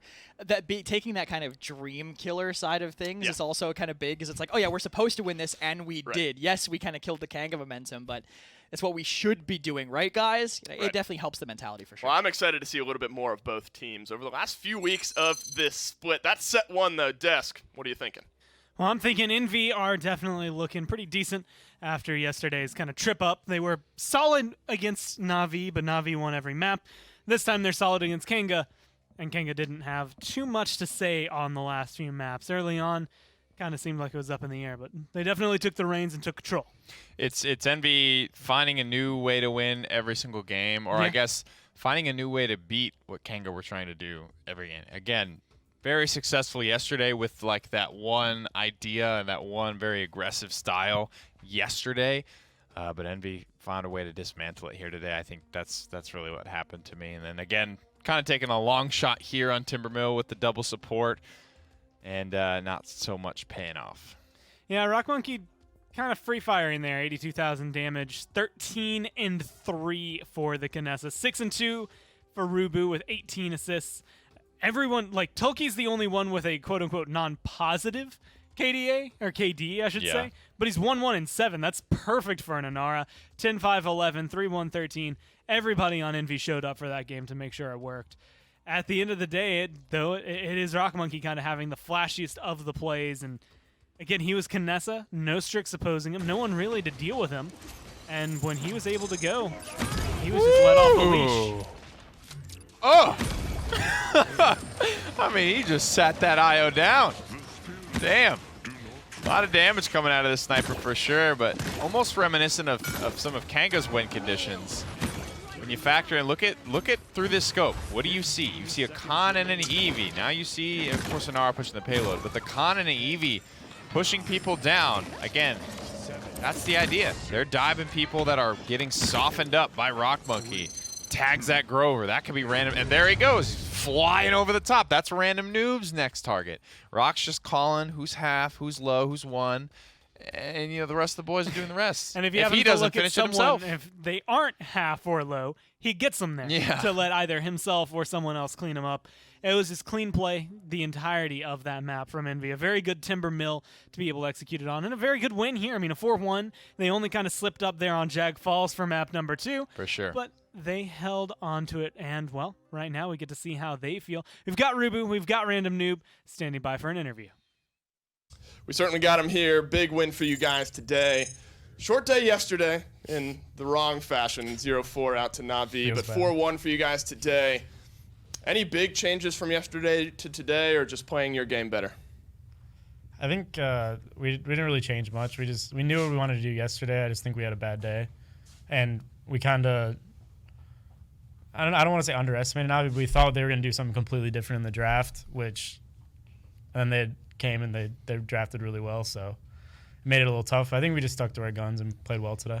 Do you think that that Kanga pulling out all that interesting stuff yesterday kind of gave away too much, and that gave you guys an edge heading into today, knowing what they were going to pull out? I mean, we were only really worried about the IO, but we kind of knew what we had to do against it. But they did kind of reveal it and made it easier for us to talk about and understand how to play against. That's kind of what I wanted to ask you guys about. It felt like yesterday went very well, admittedly, for Kanga. Doing like that thing, right? They dump the Fox and they just go kind of all in. It kind of felt like they just tried to do that against you guys over and over and over and over today, and you just found a way around it, right? You guys were drafting a little bit differently each and every game. Did you feel they were trying to go for the same sort of win conditions each and every game this set? Yeah, I think so a little bit, but I don't know. It's kind of hard when you have a strategy that's working really well. You don't want to give up on it, right? And you got to adapt, but at the same time, when stuff's working, you don't want to really change. And honestly, Io, she just gets countered by bulldoze. I was going to say, it. Other than the word bulldozer, what else can you say about Io to counter that, to slow that down? Is she really just like a not a Torvald, but is she a snowbally sort of deal? Yeah, she's definitely really snowbally. When you get items against her, she falls off really hard. She's kind of like Grover in that respect, where when you get items that counter her heals or counter her dog, she just dies really easily in that case. All right, boys. Well, congratulations on the bounce back win today. We're going to throw it to a quick break, and we'll be back with the rest of the PPL. Respawn, the official gaming chair of the Paladins Premier League.